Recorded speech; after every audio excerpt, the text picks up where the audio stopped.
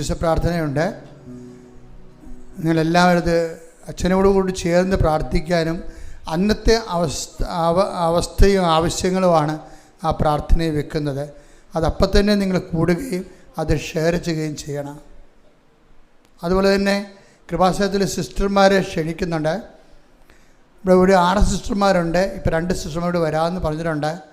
അപ്പോൾ സിസ്റ്റർമാരെ ഇവിടെ താമസിച്ച് ശുശ്രൂഷ ചെയ്യാനുള്ള സിസ്റ്റർമാരെ വിളിക്കേണ്ട നമ്പർ, ഇവിടെ താമസിച്ച് ജോലി ചെയ്യാൻ ഉദ്ദേശിക്കുന്ന സിസ്റ്റർമാർ ബഹുമാന കന്യാസ്ത്രീകൾ വിളിക്കേണ്ട നമ്പർ 7907 62 24 97 ആണ്.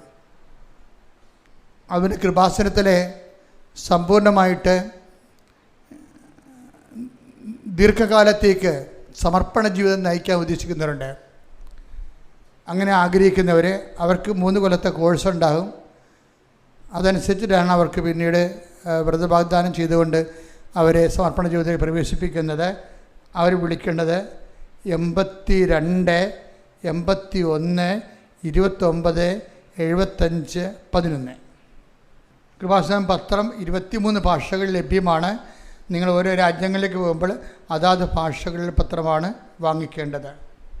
സാക്ഷ്യമുള്ളവർ അത് എത്രയും വേഗം ദൈവത്തിൻ്റെ സന്നിധിയിൽ ഇവിടെ വന്ന് സാക്ഷ്യപേടകത്തിൽ ഇപ്പോൾ സാക്ഷ്യ വേദിയിൽ വന്നിട്ട് അത് വെളിപ്പെടുത്തി ദൈവത്തെ മഹത്വപ്പെടുത്തി നിങ്ങളുടെ ആത്മീയ കടങ്ങൾ പരിഹരിക്കേണ്ടതാണ്. സാക്ഷ്യപ്പെടുത്താത്തത് കൊണ്ട് തന്നെ അനുഗ്രഹം ബ്ലോക്ക് ചെയ്യുന്നവരുണ്ടാകും. കാര്യം ദൈവത്തെ മഹത്വപ്പെടുത്തുക എന്നുള്ളത് റോമ 1:29 അനുസരിച്ചുകൊണ്ട് നമ്മളുടെ ഒരു കടമാണത്, നമ്മുടെ ഒരു ബാധ്യതയാണ്. അപ്പോൾ സാക്ഷ്യം പറയാതിരിക്കരുത്. എന്നെ കാണാൻ ആഗ്രഹിക്കുന്നവർ 94 47 28 54 00 ഈ നമ്പറിൽ വിളിച്ചിട്ട് അച്ഛനുണ്ടെന്ന് ഉറപ്പ് വരുത്തിയിട്ട് വേണം അച്ഛനെ കാണാൻ വേണ്ടി വരണം. അത് ഞങ്ങൾ വന്നപ്പോഴും അച്ഛൻ ഉണ്ടാകുമെന്ന് വിചാരിച്ചു എന്നൊക്കെ പറയരുത്. പിന്നെ വ്യാഴാഴ്ച ഞായറാഴ്ച അച്ഛനെ കാണാൻ ഒരിക്കലും വരരുത്. കാര്യം ആ ദിവസം അച്ഛൻ ആരെയും കണ്ട് പ്രാർത്ഥിക്കുന്ന ദിവസമല്ല. ഞായറാഴ്ച 8 മണിക്കാണ്.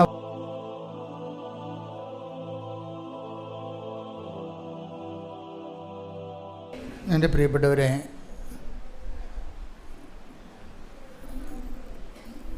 ഉടമ്പടി ഒരു ഹെവി ഡ്യൂട്ടി പ്രോജക്റ്റ് പ്രെയറാണ്. ആവശ്യമില്ലാതെ നമ്മൾ ഉടമ്പടി എടുക്കണമെന്ന് ഞാൻ പറയത്തില്ല. കാര്യം ഉടമ്പടിയെ സംബന്ധിച്ചുള്ള നമ്മൾ ഉടമ്പടിയിലേക്ക് വരുന്നതിന് മുമ്പ് മറ്റെല്ലാ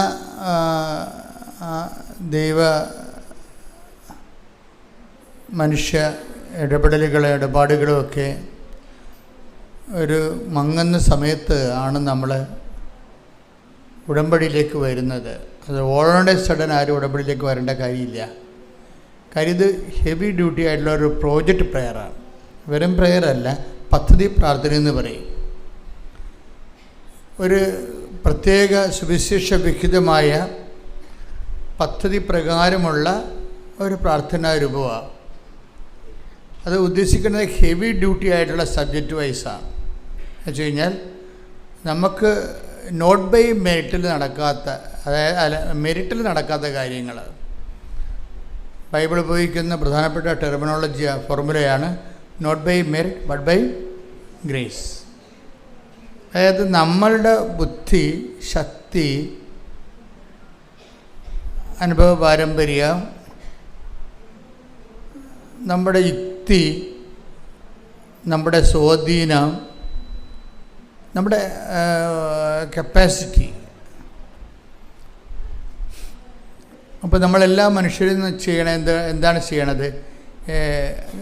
എല്ലാവരുടെയും അധ്വാനത്തിൻ്റെ പരിശ്രമങ്ങളുടെ നോക്കിക്കഴിഞ്ഞാൽ എല്ലാ പരിശ്രമങ്ങളുടെയും പിന്നിലുള്ള എന്താണ്? മെറിറ്റുകൾ വർദ്ധിക്കുക എന്നാണ് ഉദ്ദേശിക്കുന്നത്, അല്ലേ? നമ്മളെന്തിനാണ് പഠിക്കണത്? നമ്മുടെ മെറിറ്റ്, നമ്മുടെ യോഗ്യത കൂട്ടാനാണ്. ഇപ്പോൾ ഒരു എൻജിനീയറിങ് കഴിഞ്ഞിട്ട് പിന്നീട് ചില ആൾക്കാർ ചില സബ്ജക്റ്റ് വൈസ് ഒരു ക്രാഷ് കോഴ്സിന് പോകും. എന്താ കാര്യം? അവരുടെ അപ്ഡേറ്റ് ആക്കാൻ വേണ്ടി പോവുകയാണ്, അപ്ഡേഷൻസ്. ഇപ്പോൾ പുതിയ പുതിയ കോഴ്സ് പഠിച്ച് പുതിയ അപ്ഡേഷനിലേക്ക് പോകുന്നവരും ബേസിക്കായിട്ട് ചെയ്യണത് എന്താണ്? അവരുടെ മെറിറ്റ് വർദ്ധിപ്പിക്കുക, കപ്പാസിറ്റി കൂട്ടുകയാണ്. അപ്പോൾ ഇത് സ്വാഭാവികമായി നടക്കുന്ന കാര്യങ്ങളാണ്. അതിന് ദൈവത്തിൻ്റെ ഒരു ബ്ലെസ്സിങ്സ് മാത്രം മതി. ചിലർ ബ്ലെസ്സിങ്സിൽ ആശ്രയിക്കും, ചിലർ അവരുടെ കഴിവിൽ തന്നെ ദൈവത്തെ മാറ്റി നിർത്തിയിട്ട് അവരുടെ കഴിവിൽ തന്നെ ആശ്രയിക്കും. അതിന് തെറ്റൊന്നുമില്ല, അവരുടെ കഴിവിൽ ആശ്രയിക്കുന്ന ആൾക്കാരുണ്ട്. നിരീശ്വരരായിട്ട് ദൈവത്തെ വിശ്വസിക്കാത്ത ആൾക്കാരില്ലേ, അപ്പോൾ അവരവരുടെ കഴിവിലാണ് ആശ്രയിക്കുന്നത്. പക്ഷെ അവർക്ക് അറിയത്തില്ല ഈ കഴിവ് ആദ്യമേ നമുക്ക് നമ്മളുടെ മെറിറ്റെന്ന് പറയുന്നതിൻ്റെ ബേസ്മെൻ്റ് എന്ന് പറയുന്നത് ദൈവം അത് ജനറ്റിക്കൽ ബ്ലെസ്സിങ്സ് എന്ന് പറയും. അതാണ് നമ്മുടെ മെറിറ്റ് എന്ന് പറയുന്നത്. ജനറ്റിക്കൽ ബ്ലെസ്സിങ്സ് എന്ന് പറയുന്നത് എന്താ? ജനിതകമായി ഉള്ള നമ്മുടെ യോഗ്യതകൾ. ചില ആൾക്കാർക്ക് നല്ല ബുദ്ധി ഉണ്ടാവും അല്ലേ, നല്ല ബുദ്ധി ഉണ്ടാവും. ചിലരുടെ മാതാപിതാക്കന്മാർ നല്ല ഹൈലി എഡ്യൂക്കേറ്റഡ് ആയത് കാരണം അവർ കുഞ്ഞുങ്ങളെയും അതേ രീതിയിൽ പഠിപ്പിക്കുകയൊക്കെ ചെയ്യുന്ന കാരണം അവർക്കൊരു ബേസിക് ആയിട്ടുള്ള കപ്പാസിറ്റി ഉണ്ട്. ഈ ലോകത്തിലെ ആൾക്കാർ ബേസിക് മെറിറ്റുകൾ ഉണ്ടാകുന്നത് മുഴുവനും ജനറ്റിക്കൽ ബ്ലെസ്സിങ്സിൻ്റെ ഭാഗമാണ്. അതെപ്പോഴും നമ്മൾ മനസ്സിലാക്കണം, ബുദ്ധിയുള്ളവർ അത് മനസ്സിലാക്കണം. ദൈവം മനുഷ്യനെ സൃഷ്ടിച്ചപ്പോൾ തന്നെ എന്താ പറഞ്ഞത്? സന്താന പുഷ്ടിയുള്ളവരായി പെരുകി ഭൂമിയെ കീഴടക്കാൻ പറഞ്ഞിട്ടാണ് ബ്ലെസ്സിങ് ചെയ്യണത്. അപ്പോൾ ഭൂമി എന്ന് പറയുമ്പോൾ ഇത് നമ്മുടെ മുമ്പിലുള്ള സൃഷ്ടപ്രപഞ്ചത്തെ നമുക്ക് എന്തിനുള്ളതാണ്? ഇപ്പോൾ നമ്മൾ ബഹിരാകാശത്ത് പോയാലും റെക്കോർഡിട്ടാലും ഇത് ജനറ്റിക്കൽ ബ്ലെസ്സിങ്ങിലുള്ളതാണത്. നിങ്ങൾ നാളെ ചൊവ്വയിൽ പോയാലും ശാസ്ത്രമാണെന്നൊരു കാര്യമില്ല, ആ ശാസ്ത്രത്തിൻ്റെ ബ്ലെസ്സിങ്സ് ആദ്യമേ കൊടുത്തിട്ടുണ്ട്. എന്താണ്? സന്താന പുഷ്ടി. Take the word of God. സ്തുതിക്കട്ടെ. ഹല്ലേലൂയ, ഹല്ലേലൂയ, ഹല്ലേലൂയ, ഹല്ലേലൂയ. യേശുവേ നന്ദി, യേശുവേ ആരാധന, ആരാധന, ആരാധന. യേശുവേ നന്ദി, മഹത്വം, മഹത്വം, മഹത്വം, മഹത്വം, മഹത്വം. ഹല്ലേലൂയ, ഹല്ലേലൂയ, ഹല്ലേലൂയ, ഹല്ലേലൂയ, ഹല്ലേലൂയ. യേശുവേ നന്ദി, ഹല്ലേലൂയ. ഉൽപ്പത്തി 1:28. ദൈവം അവരെ ഇങ്ങനെ അനുഗ്രഹിച്ചു, സന്താന പുഷ്ടിയുള്ളവരായി പെരുകുവിൻ, ഭൂമിയിൽ നിറഞ്ഞ് അതിനെ കീഴടക്കുവിൻ. Price the Lord. അതാണ് സംഭവം. ഉൽപ്പത്തി 1:28. അതാണ് ജനറ്റിക്കൽ ബ്ലെസ്സിങ് എന്ന് പറയുന്നത്. അപ്പം അതിന് ഒരു വിശ്വാസിയാകണം നിർബന്ധമില്ല. നിരീശ്വരനായാലും ദൈവത്തെ വിശ്വസിച്ചില്ലെങ്കിൽ നിർമ്മതക്കാരനായാലും it is there. Genetical blessings ഉണ്ട്.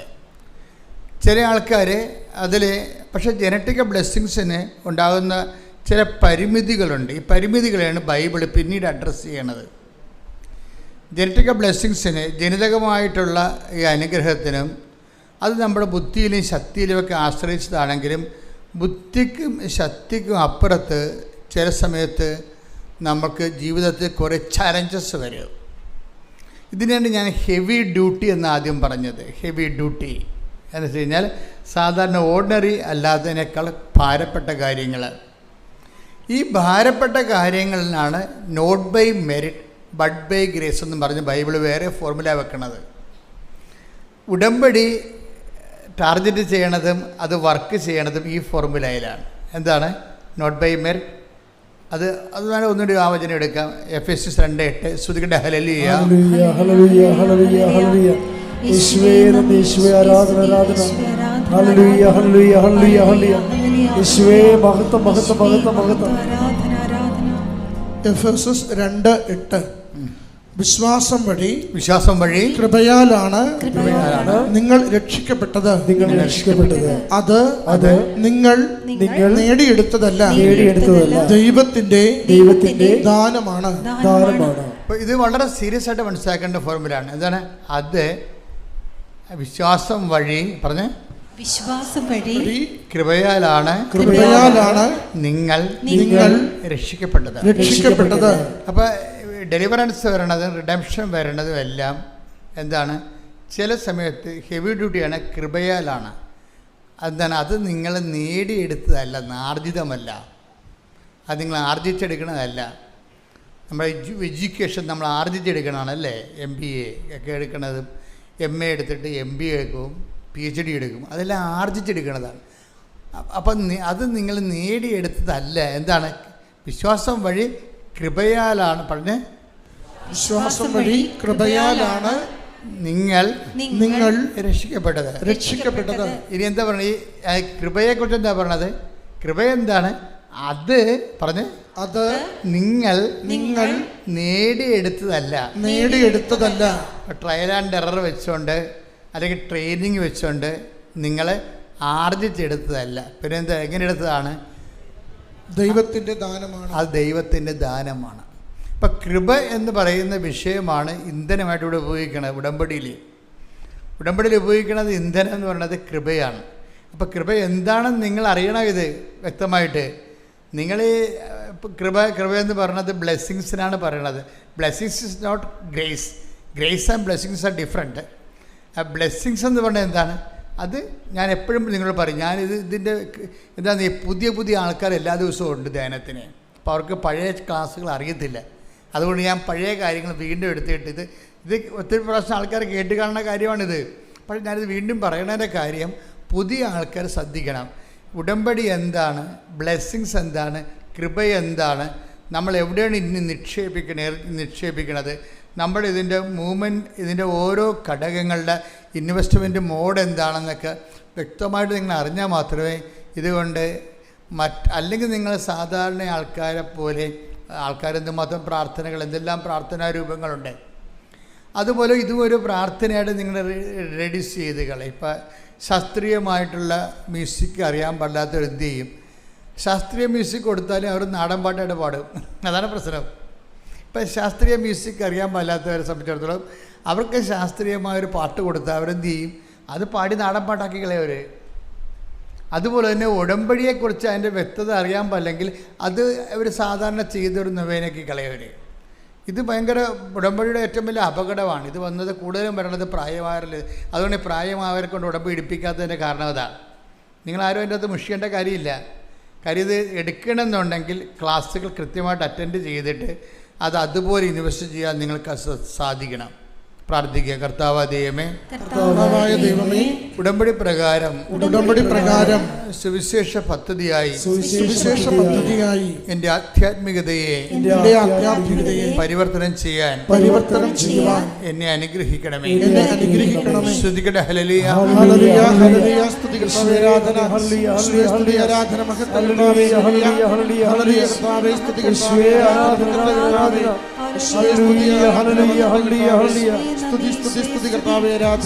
അപ്പോൾ നമ്മളെ കൃപ എന്താണെന്ന് അറിയണം. എന്താ കൃപ എന്താണ്? അത് 2 കൊറിന്ത്യൻസ് 12:9. 2 കൊറിന്ത്യൻസ് 12:9.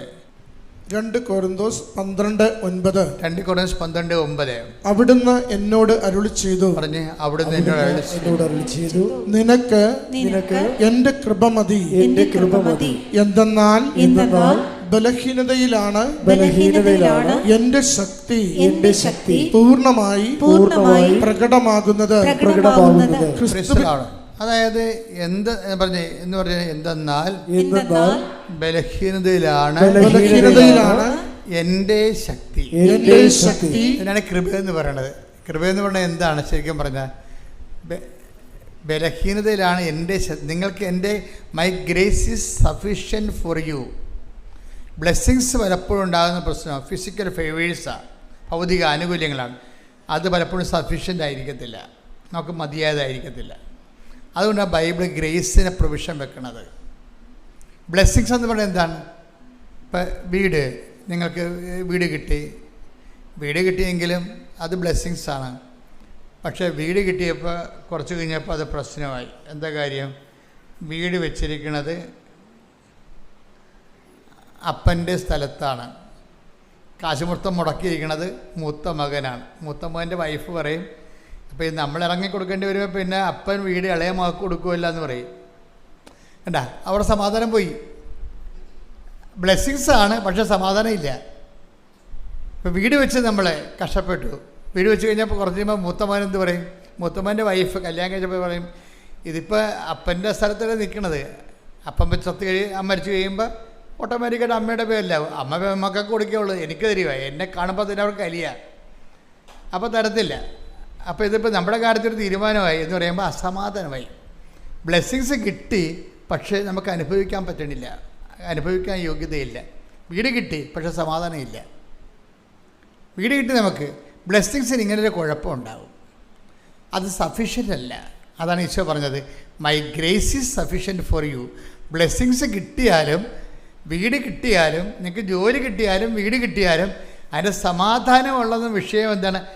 വേറെ സബ്ജക്റ്റാണത്. സയൻസിൽ നമുക്ക് സമാധാനം തരാൻ പറ്റത്തില്ല, മനസ്സിലായി? അതാണ് വിഷയം. യുക്തിക്കോ ബുദ്ധിക്കോ വിദ്യാഭ്യാസത്തിനോ നമുക്ക് സമാധാനം തരാൻ പറ്റത്തില്ല. ആരാണ്? ഞാൻ നിങ്ങൾക്ക് തരുന്ന സമാധാനം ആരും നിങ്ങളിൽ നിന്ന്, സന്തോഷം ആരും നിങ്ങളിൽ നിന്ന് എടുത്ത് കളയത്തില്ല. കാര്യം സന്തോഷത്തിൻ്റെ കുഴപ്പം ഈശോ പറയും, ഇത് സന്തോഷം 2 തരമുണ്ട്. എന്താണ്?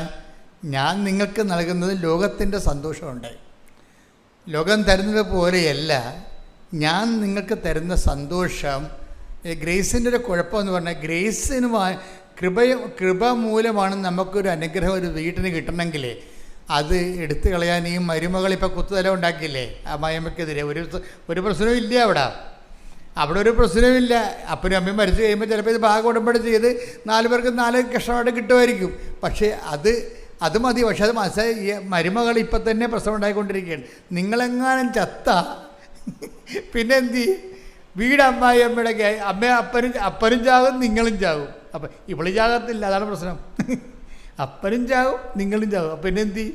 അമ്മായിയമ്മയും ഞാനുമായിരിക്കും. അമ്മായിയമ്മ പെമ്മക്ക് കൊടുക്കും വീട്. ഇല്ലാത്ത അസമാധാനം ഉണ്ടാക്കിക്കൊണ്ടിരിക്കുകയാണ്. ഒരു കാര്യമില്ല, ചിലപ്പോൾ ഒരു കാര്യം ഉണ്ടാകത്തില്ല.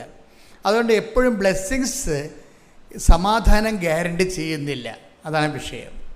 അതുകൊണ്ട് ഈശോ പറയും, ഈ ഗ്രേസ് എന്ന് പറയുമ്പോൾ ഉണ്ടാകുന്ന പ്രശ്നം നമുക്കത് അനുഭവിക്കാൻ പറ്റും.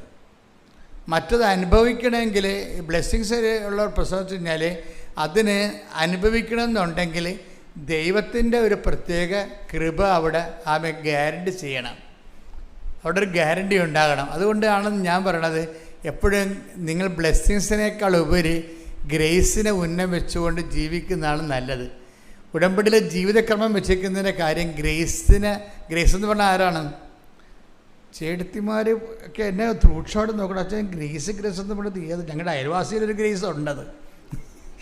ഗ്രേസ് എന്ന് വന്നിട്ടേ അതായത് ഗ്രേസ് എന്ന് പറഞ്ഞാൽ കൃപ. ഇതിന് ഞാൻ എന്താ പറയുക, ദൈവത്തിൻ്റെ ശക്തിക്കാണ് പറയണത്. നിങ്ങൾ പറയണ പല കാര്യങ്ങളും ബ്ലെസ്സിങ്സ് എന്ന് പറയുന്നത് ദൈവത്തിൻ്റെ ശക്തിയല്ല, ശക്തിയുടെ ഇഫക്റ്റാണ്. എന്ന് വെച്ച് കഴിഞ്ഞാൽ എന്താണ് ഇഫക്റ്റ് എന്ന് പറയണത്? ഇപ്പോൾ ഞാൻ എപ്പോഴും നിങ്ങൾ പറയും, സിമ്പിളായിട്ട് പറയാം. ഒരു കറണ്ട് നമ്മൾ ഉപയോഗിക്കുന്നു അല്ലേ? കറണ്ട് സ്വിച്ച് ഇടുമ്പോൾ ലൈറ്റായിട്ട് വന്നിട്ട് അതൊരു പ്രകാശ ഊർജ്ജമായിട്ട് മാറിയിട്ട് ഇവിടെ മുഴുവനും വെളിച്ചം കൊണ്ട് നിറയുകയാണ്. അപ്പോൾ വെളിച്ചമല്ലല്ലോ, കറണ്ട് വേറെയല്ലേ. അതിൻ്റെ അകത്ത് വെളിച്ചം എന്നുള്ളതാണ് ബ്ലെസ്സിങ്സ്. കറണ്ട് ഓഫായി കഴിഞ്ഞാൽ വെളിച്ചം താനേ പോകും. അപ്പോൾ കറണ്ടാണ് ഗ്രേസ്, ഊർജം. അത് ദൈവത്തിൻ്റെ ശക്തിയാണ്. നമുക്ക് ലഭിക്കുന്നതെല്ലാം ഇഫക്റ്റാണ്. ഈ ബ്ലെസ്സിങ്സ് എന്ന് പറഞ്ഞാൽ ഇഫക്റ്റാണ്. അപ്പം അതുകൊണ്ട് എപ്പോഴും നമ്മൾ ശ്രദ്ധിക്കേണ്ടത്, മരമറിയാതെ കൊടിയിടരുത്. ശരിക്കും എന്താ ചെയ്യേണ്ടത്? നമ്മൾ ചെയ്യേണ്ടത് ഗ്രേസിനെ തന്നെ നമ്മൾ ആങ്കർ ചെയ്യണം, ഉന്നം വെക്കണം, പ്രാർത്ഥിക്കുക. കർത്താവ് ദൈവമേ, നിന്റെ ശക്തി എന്നിലേക്ക് ആവശ്യിക്കാൻ വേണ്ടി എൻ്റെ നിലവിലുള്ള സാഹചര്യത്തിൻ്റെ പരാധീനതകളെ നിന്റെ നാമത്തിൽ ഞാൻ എടുക്കുകയും അതെല്ലാം എൻ്റെ ബലഹീനമായ സാഹചര്യങ്ങള് നിന്റെ ശക്തി ആർജിക്കാനുള്ള ദൈവത്തിന്റെ പരിപാലനയായി ഞാൻ തിരിച്ചറിഞ്ഞുകൊണ്ട് നിന്നെ സ്തുതിക്കുന്ന, നിന്നെ ആരാധിക്കുന്ന, നിനക്ക് നന്ദി പറയുന്നു. ബലഹീനത എന്ന് പറയണത് ഇപ്പം എല്ലാ കാര്യങ്ങൾക്കും ഒരു നടക്കാത്ത, ഇപ്പം ജോലി കിട്ടാത്ത അവസ്ഥ, അതാണ് ബലഹീനത.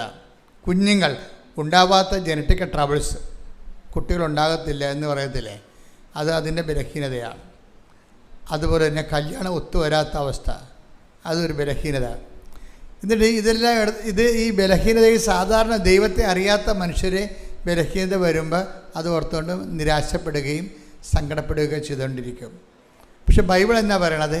ബലഹീനതയെ എന്ത് ചെയ്യണമെന്ന് 12:10 2 Corinthians 12:9-10 വായിച്ച്. അവിടുന്ന് എന്നോട് അരുളി ചെയ്തു, നിനക്ക് എന്റെ കൃപ മതി. എന്തെന്നാൽ ബലഹീനതയിലാണ് എന്റെ ശക്തി പൂർണ്ണമായി പ്രകടമാകുന്നത്. ക്രിസ്തുവിന്റെ ശക്തി എന്റെ മേൽ ആവസിക്കേണ്ടതിന് ഞാൻ പൂർവാധികം സന്തോഷത്തോടെ എന്റെ ബലഹീനതയെ കുറിച്ച് പ്രശംസിക്കും.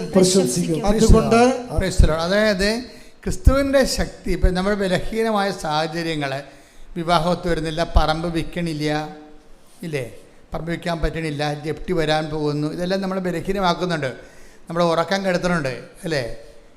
അപ്പോൾ ഇങ്ങനെയുള്ള സാഹചര്യങ്ങൾ എന്തിനാണ്, ഇതിനെങ്ങനെയാണ് നമ്മൾ അഭിമുഖീകരിക്കുന്നത്? അതാണ് ഇപ്പോൾ അച്ഛൻ വായിച്ചത്. എന്താ പറഞ്ഞത്? ക്രിസ്തുവിൻ്റെ ശക്തി, പറഞ്ഞേ, ക്രിസ്തുവിന്റെ ശക്തി എൻ്റെ ബലഹീനതയിലേക്ക് ആവസിക്കാൻ വേണ്ടി ഞാൻ എൻ്റെ ബലഹീനതയെ ഓർത്തുകൊണ്ട് പ്രശംസിക്കാം. സ്തുതിക്കുമെന്നർത്ഥം. അപ്പോൾ അതൊക്കെ ബൈബിളിൻ്റെ ഒരു കാഴ്ചപ്പാട് കണ്ടല്ലേ. അതായത് നമ്മളിലേക്ക് ക്രിസ്തുവിൻ്റെ ശക്തി. ഇപ്പം നിങ്ങൾക്കൊരു ബലഹീനതയുണ്ട്, നിങ്ങളുടെ പറമ്പ് വിൽക്കണില്ലെന്ന് വിചാരിച്ചോ, അതുകൊണ്ട് ജപ്തി ആയി പോകാൻ പോവുകയാണ്. പറമ്പ് വിൽക്കാൻ പറ്റാത്തത് കൊണ്ട് തന്നെ അതിന് വഴിയില്ലാത്തത് കൊണ്ടാണ് വിൽക്കാൻ പറ്റാത്തത് കൊണ്ടാണ് ഇപ്പോൾ നിങ്ങളുടെ കടങ്ങൾ അടക്കാൻ പറ്റാത്തത്. അതുകൊണ്ടാണ് അടുത്ത പറമ്പ് കൂടിയും വീട് സ്ഥലം കൂടി ജപ്തിയാകാൻ പോണത്. ഇപ്പം അങ്ങനെ വരുമ്പോഴേ ഇതെല്ലാം നമ്മൾ നമുക്ക് ഉറക്കം പോവും. ഈ ഭാവിയെക്കുറിച്ച് നമുക്കൊരു ഐഡിയ ഉണ്ടാകത്തില്ല. നമ്മൾ ആകപ്പാടെ പെട്ടുപോയില്ലെന്ന് ഓർക്കും.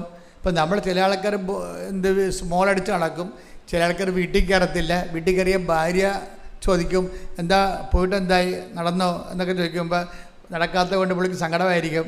പുള്ളി വന്ന് കിടക്കും, നീ ഒന്നും മിണ്ടാതിരി, നിൻ്റെ നാവ് വായിലിടാൻ പറയും. എന്നുവെച്ചാൽ ഇവർ പെണ്ണുങ്ങളെ നിങ്ങളുടെ സ്വഭാവം അറിയാമല്ല, ചുമ്മാ കണാ എപ്പോഴും പറഞ്ഞുകൊണ്ടിരിക്കും, ഒന്നും ചെയ്യത്തുമില്ല, ചെയ്യണവനെ കൊണ്ട് ചെയ്യത്തുമില്ല. എപ്പോഴും ഇങ്ങനെ ചിലരുമല്ല, ചില ആൾക്കാർ ഭയങ്കര തലവേദനയായിരിക്കും. കാര്യം അതുകൊണ്ട് തന്നെ ഇവർ ചിലർ വീട്ടിൽ കയറത്തില്ല. അവർ നിങ്ങൾ എഴുന്നേക്ക് ഉടനുമ്പോൾ തന്നെ അവർ വീട്ടിൽ നിന്ന് പോകും. എന്താ കാര്യം? വീട്ടിൽ കയറേണ്ട കാര്യമില്ല, സമാധാനമാണ്. മനുഷ്യനെ വെറുതെ ഭ്രാന്ത് പിടിപ്പിക്കും. ഭ്രാന്ത് പിടിപ്പിക്കുമല്ല, കാര്യം നിങ്ങൾക്ക് തന്നെ ടെൻഷൻ അടിച്ച് ഭ്രാന്താവും. ആ ഭ്രാന്ത് ആരെങ്കിലും കൊടുക്കണം വേണ്ടി കൈ കെട്ടണവൻ്റെ അടുത്തും മക്കളുടെ അടുത്തും ഭർത്താവിൻ്റെ അടുത്തൊക്കെ പറഞ്ഞ് എല്ലാത്തിനും ഭ്രാന്ത് പിടിപ്പിക്കും. അപ്പോൾ ബൈബിൾ പറയണത് ഇങ്ങനെ ഭ്രാന്ത് പിടിപ്പിച്ചു കഴിഞ്ഞാൽ ഈ വെള്ളം കുടിക്കണവനൊക്കെ ദാഹിക്കും. അതാ പറഞ്ഞത്.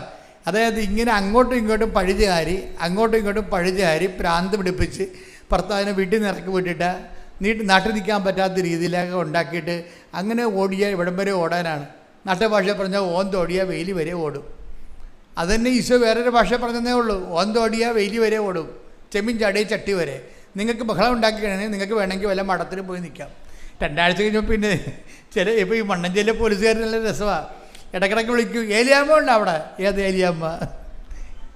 അപ്പോൾ ഇവിടെ ഇത് പറയും, ഏലിയാമ്മയൊക്കെ നോക്കി നടക്കും. ഇന്നലെ അലക്സത്തെ കൊണ്ട് നോക്കണപ്പോൾ ഉണ്ടായിരുന്നു, നോക്കിയപ്പോൾ ഉണ്ട് ഏലിയാമ്മ അകത്ത് കുത്തിയിരിക്കും. 2-3 ദിവസമായി അകത്തിരിക്കണത്. അവിടെ നിന്ന് പോയി കഴിഞ്ഞാൽ ഇവിടെ വന്ന് ഇരിക്കാം, കുറച്ച് കഴിയുമ്പോൾ പോലീസ് പിടിച്ചിട്ട് പോകും. ഇങ്ങനെയൊന്നും വിഷയങ്ങൾ പരിഹരിക്കാൻ പറ്റത്തില്ല. അതൊക്കെ സ്വാഭാവികമായിട്ട് മഠത്തിൽ പോയി നിൽക്കുക, അല്ലെങ്കിൽ കെട്ടിച്ച വീട്ടിലേക്ക് നമുക്ക് എത്ര കാലം പോയി നിൽക്കാൻ പറ്റും?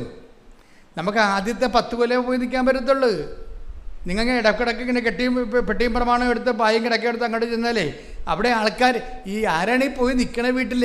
അവിടെ ആൾക്കാരില്ലാത്ത ആൾക്കാരാണ് നിൽക്കണത്. അപ്പനും അമ്മയും മാത്രമേ ഉണ്ടാകത്തുള്ളൂ മിക്കവാറും. ആങ്ങള ജോലിക്ക് പോയിരിക്കും, നാത്തും ജോലിക്ക് പോയിരിക്കും. പിന്നെ അവിടെ പോയി നിൽക്കുക. അങ്ങനെയുള്ളവരാണ് വീട്ടിൽ പ്രശ്നം ഉണ്ടാക്കിയിട്ട് അവിടെ പോയി നിൽക്കണത്. ഇതൊന്നും ഈശോ എന്താ പറയണത്? ഈ വെള്ളം കുടിക്കണവന് ഇനിയും ദാഹിക്കും, ചെമ്മീൻ ചാടിയ ചട്ടി വരെ. അതാണ് നമ്മുടെ നാട്ടുഭാഷ പറഞ്ഞാൽ, മനുഷ്യവചനം പറഞ്ഞാൽ ചെമ്മീൻ ചാടിയ ചട്ടി വരെ. ഈശോ ദൈവഭാഷ പറഞ്ഞതാണ്. എന്താ പറഞ്ഞത്? ഈ വെള്ളം കുടിച്ചാൽ ഈ ഓടിപ്പോവുക, ചാടിപ്പോവുക, പോയി പാത്തിരിക്കുക, വീട്ടിൽ പോയി നിൽക്കുക, ഇതൊക്കെ കുറച്ച് നാളത്തേക്ക് ചെയ്യാൻ പറ്റത്തുള്ളൂ. ശാശ്വത പരിഹാരമല്ല. ഞാൻ നിങ്ങൾക്ക് തരുന്ന വെള്ളം കുടിക്കുന്നവന് പറഞ്ഞ ഒരിക്കലും ദാഹിക്കത്തില്ല, ഒരിക്കലും ദാഹിക്കുകയില്ല. കൈയടിച്ച് സ്തുതിക്കട്ടെ. ഹല്ലേലൂയ. യോഹന്നാൻ 4:13 യേശു പറഞ്ഞു, ഈ വെള്ളം കുടിക്കുന്ന ഏവനും വീണ്ടും ദാഹിക്കും. പ്രിസലാണ്. അപ്പം നാളെയും പോയി വീട്ടിൽ നിൽക്കേണ്ടി വരുമെന്ന് പറഞ്ഞു. ഇപ്പം വീട്ടിൽ പോയി നിൽക്കുന്നത് കൊണ്ടാണ് ഈ പ്രശ്നം പരിഹരിക്കാൻ പോകുന്നത്. ആ വെള്ളമൊക്കെ കുടിക്കണമെന്നുണ്ടെങ്കിൽ 2 കൊല്ലം കഴിയുമ്പോൾ പിന്നെയും പോയി വീട്ടിൽ നിൽക്കേണ്ടി വരും. ചില ആൾക്കാർ ഇറങ്ങിപ്പോകത്തില്ലേ. ഇവിടെ വരും അപ്പനെ കണ്ടില്ല 31 ദിവസമായി. ഞാൻ പറഞ്ഞ് പോലീസ് അറിയിച്ച് പോലീസ് അറിയിച്ച പേപ്പറിലും കൊടുത്തു തന്നു. പോലീസ് അയച്ച പേപ്പർ ഞാൻ ചോദിച്ചു, അപ്പൻ ഇതുക്ക് മുമ്പ് പോയിട്ടുണ്ടാ? ഇതുക്ക് മുമ്പ് എൻ്റെ കല്യാണത്തിന് മുമ്പ് പോയിട്ടുണ്ടെന്ന് പറഞ്ഞു. ഞാൻ പോയി ഇനിയും പോവും. ഈ വെള്ളം കുടിക്കണവന് ഇനിയും ദാഹിക്കും. അതാ സംഭവം. അപ്പനെ കാണാനില്ലെന്ന് പറഞ്ഞാൽ വന്നത്, അല്ലെങ്കിൽ ഭർത്താവിനെ കാണാനില്ലെന്ന് പറഞ്ഞാൽ വരണത്. വരുമ്പോൾ ഞാൻ ചോദിക്കണത് എന്താ വെച്ച് കഴിഞ്ഞാൽ, ഭർത്താവ് ഇതുക്ക് മുമ്പ് പോയിട്ടുണ്ടെന്ന് ചോദിച്ചു. എൻ്റെ കല്യാണത്തിന് മുമ്പ് പോയിട്ടുണ്ടെന്ന് പറയും. ഞാൻ പറഞ്ഞു ഇനിയും പോകാൻ സാധ്യതയുണ്ട്. എന്താ കാര്യം? ഈ വെള്ളം കുടിക്കണവന് ഇനിയും ദാഹിക്കും. അതാ കർത്താവ് പറഞ്ഞത്. കാര്യം നമ്മൾ ഇരുട്ട് കൊണ്ട് ഊട്ടടച്ചിട്ട് കാര്യമില്ല. ഇപ്പം കണ്ണടച്ചിട്ട് ഇരുട്ടാക്കുക, ഇരുട്ട് കൊണ്ട് ഊട്ടടക്കുക. ഒരു പ്രശ്നം പരിഹരിക്കണത് നാട് വിട്ടാണ് പരിഹരിക്കണത്. നാട് വിട്ട് പ്രശ്നം പരിഹരിക്കാൻ പോയാൽ ജീവിതകാലം മുഴുവൻ നാട് വിട്ട് പോകേണ്ടി വരും. വീട് വിട്ടാണ് പ്രശ്നം പരിഹരിക്കാൻ പോകണമെങ്കിൽ ജീവിതകാലം മുഴുവൻ നിങ്ങൾ വീട് വിട്ട് പോകേണ്ടി വരും. അതുകൊണ്ട് ഈശോ എന്താ പറയണത്? എന്നെക്കൊണ്ട് പ്രശ്നം പരിഹരിക്കണം. ഈ വെള്ളം കുടിക്കണവന് ഒരിക്കലും ദാഹിക്കത്തില്ല. അപ്പം എന്താ പ്രശ്നം വെച്ച് കഴിഞ്ഞാൽ, നിങ്ങൾ ആധ്യാത്മികതയെ ഒരു ആത്മീയ നടപടി പ്രാർത്ഥനാരൂപമായിട്ട് എടുക്കരുത്. ഇത് വളരെ ദൈവവുമായിട്ട് കാതലായ വിധത്തിൽ ദൈവിക ഊർജം, നമ്മൾ വൈദ്യുത ഊർജം എന്ന് പറഞ്ഞ പോലെ ദൈവിക ഊർജവുമായിട്ട് ഡയറക്റ്റ് ബന്ധപ്പെടുന്ന ഒരു മെത്തേഡാണ് ഈ ഉടമ്പടി എന്ന് പറയണത്. നമ്മൾ അവിടെ ഉപയോഗിക്കുന്ന കുറേ മെത്തേഡുണ്ട്. പ്രെയർ 20% ഉപയോഗിക്കുന്നത് അതിൻ്റെ അകത്ത്. ബാക്കിയെല്ലാം എന്താണ്? ദൈവവചനം അനുസരിച്ച് പ്രവർത്തിക്കുകയാണ്. കർത്താവ് എന്താ പറഞ്ഞത്? കർത്താവ് പറഞ്ഞില്ലേ, അതായത് യോഹന്നാന്റെ സുവിശേഷം 13:14 നിങ്ങളുടെ കർത്താവും ഏറ്റു പറഞ്ഞ നിങ്ങളുടെ കർത്താവും ഗുരുവുമായ ഞാൻ നിങ്ങളുടെ പാദങ്ങൾ കഴുകിയെങ്കിൽ നിങ്ങളും പരസ്പരം പാദങ്ങൾ കഴുകണം. ഇത് ഒരു അതായത് വളരെ വളരെ ഇഫക്റ്റീവായിട്ടുള്ള ഒരു മോഡൽ ഫോർമുലയാണ്. ഇതാണ് ഉടമ്പടിയിൽ നമ്മൾ പ്രയോഗിക്കുന്നത്. എന്താ കാര്യം? അതാണ് ഞാൻ പറഞ്ഞത്. 20% പ്രെയറിൻ്റെ അകത്ത് ഉള്ളത്. ബാക്കി എൻ്റെ മോഡൽ എന്താണ്? നിങ്ങളുടെ ഗുരുവും കർത്താവുമായി ഞാൻ പറഞ്ഞേ, നിങ്ങളുടെ ഗുരുവും കർത്താവുമായ ഞാൻ നിങ്ങളുടെ പാദങ്ങൾ കഴുകിയെങ്കിൽ നിങ്ങളും പരസ്പരം പാദങ്ങൾ കഴുകണം. ഇപ്പം മനുഷ്യന്മാരോട് വിനയത്തോടും എളിമയോടും സംസാരിക്കുകയും ഗർവുകളും തന്മൂരുമ മനോഭാവവും ആളുകളെയും അഭ്യാസങ്ങളുമൊക്കെ കുറച്ച് ക്രിസ്തുവിൻ്റെ ശക്തിയിലേക്ക് ആവശ്യിക്കാൻ വേണ്ടി എനിക്കുള്ള നമ്മളെന്താ ബലഹീനതയെ മൂടി വെക്കുകയാണ് നമ്മൾ ചെയ്യണത്. നമ്മളെന്താ ചെയ്യണത്? ഇപ്പം നമ്മുടെ ബലഹീനത, ഇപ്പം നിങ്ങൾക്ക് മുടി പോയാൽ നിങ്ങളെന്ത് ചെയ്യും? വിഗ് വെക്കും അല്ലേ? അല്ലെങ്കിൽ മുടി കുറവാണ്, ഇപ്പം എലിവാല് പോലെ സംഭവമേ ഉള്ളൂ. അപ്പോൾ നിങ്ങളെന്ത് ചെയ്യും? വാർമുടി മേടിച്ച് ഫിറ്റ് ചെയ്യും. മനസ്സിലായി? ബലഹീനതയെ നമ്മൾ വേറെ രീതിയിലാണ് കാണുന്നത്.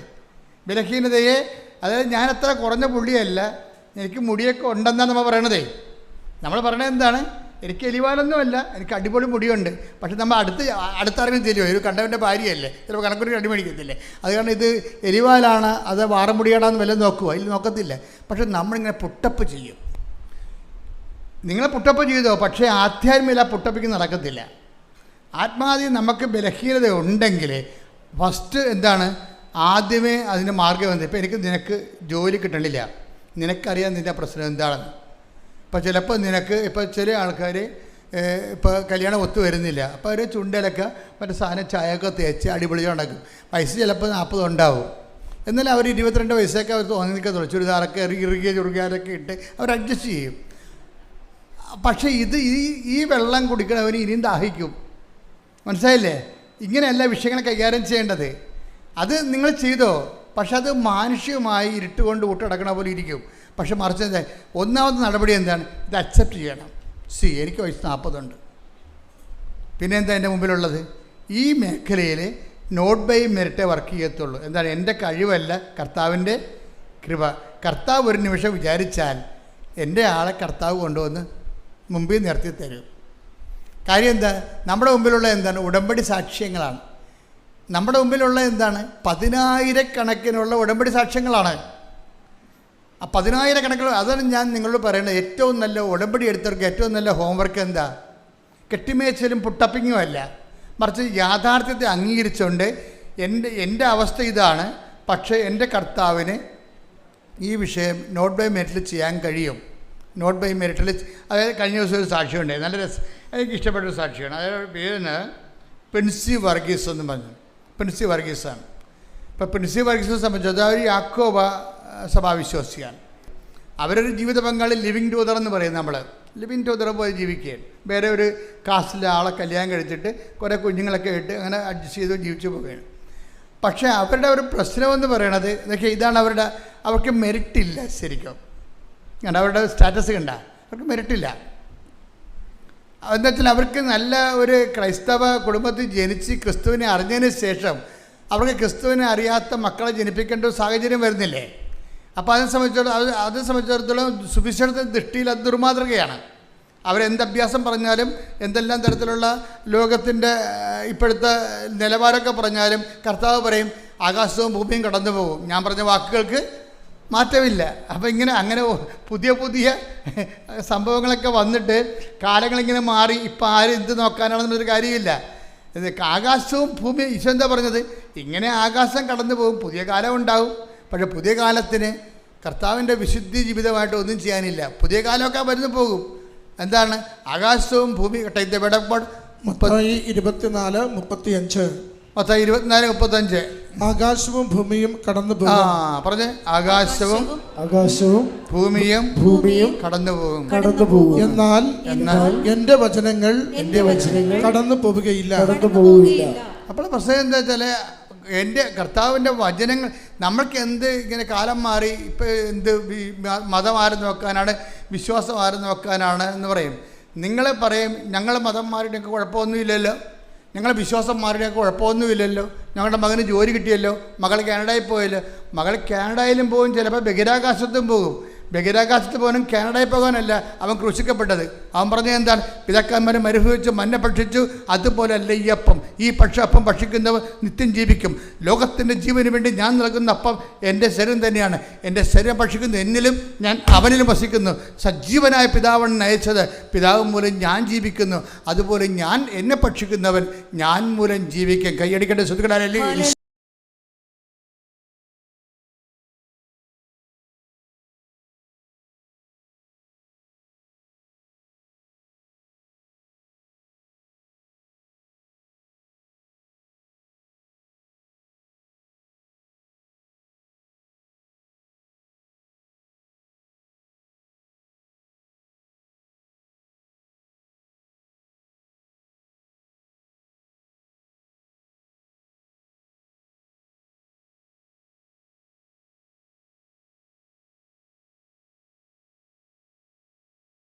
ഇവിടുത്തെ മെയിൻ പ്രശ്നം എന്താണ്?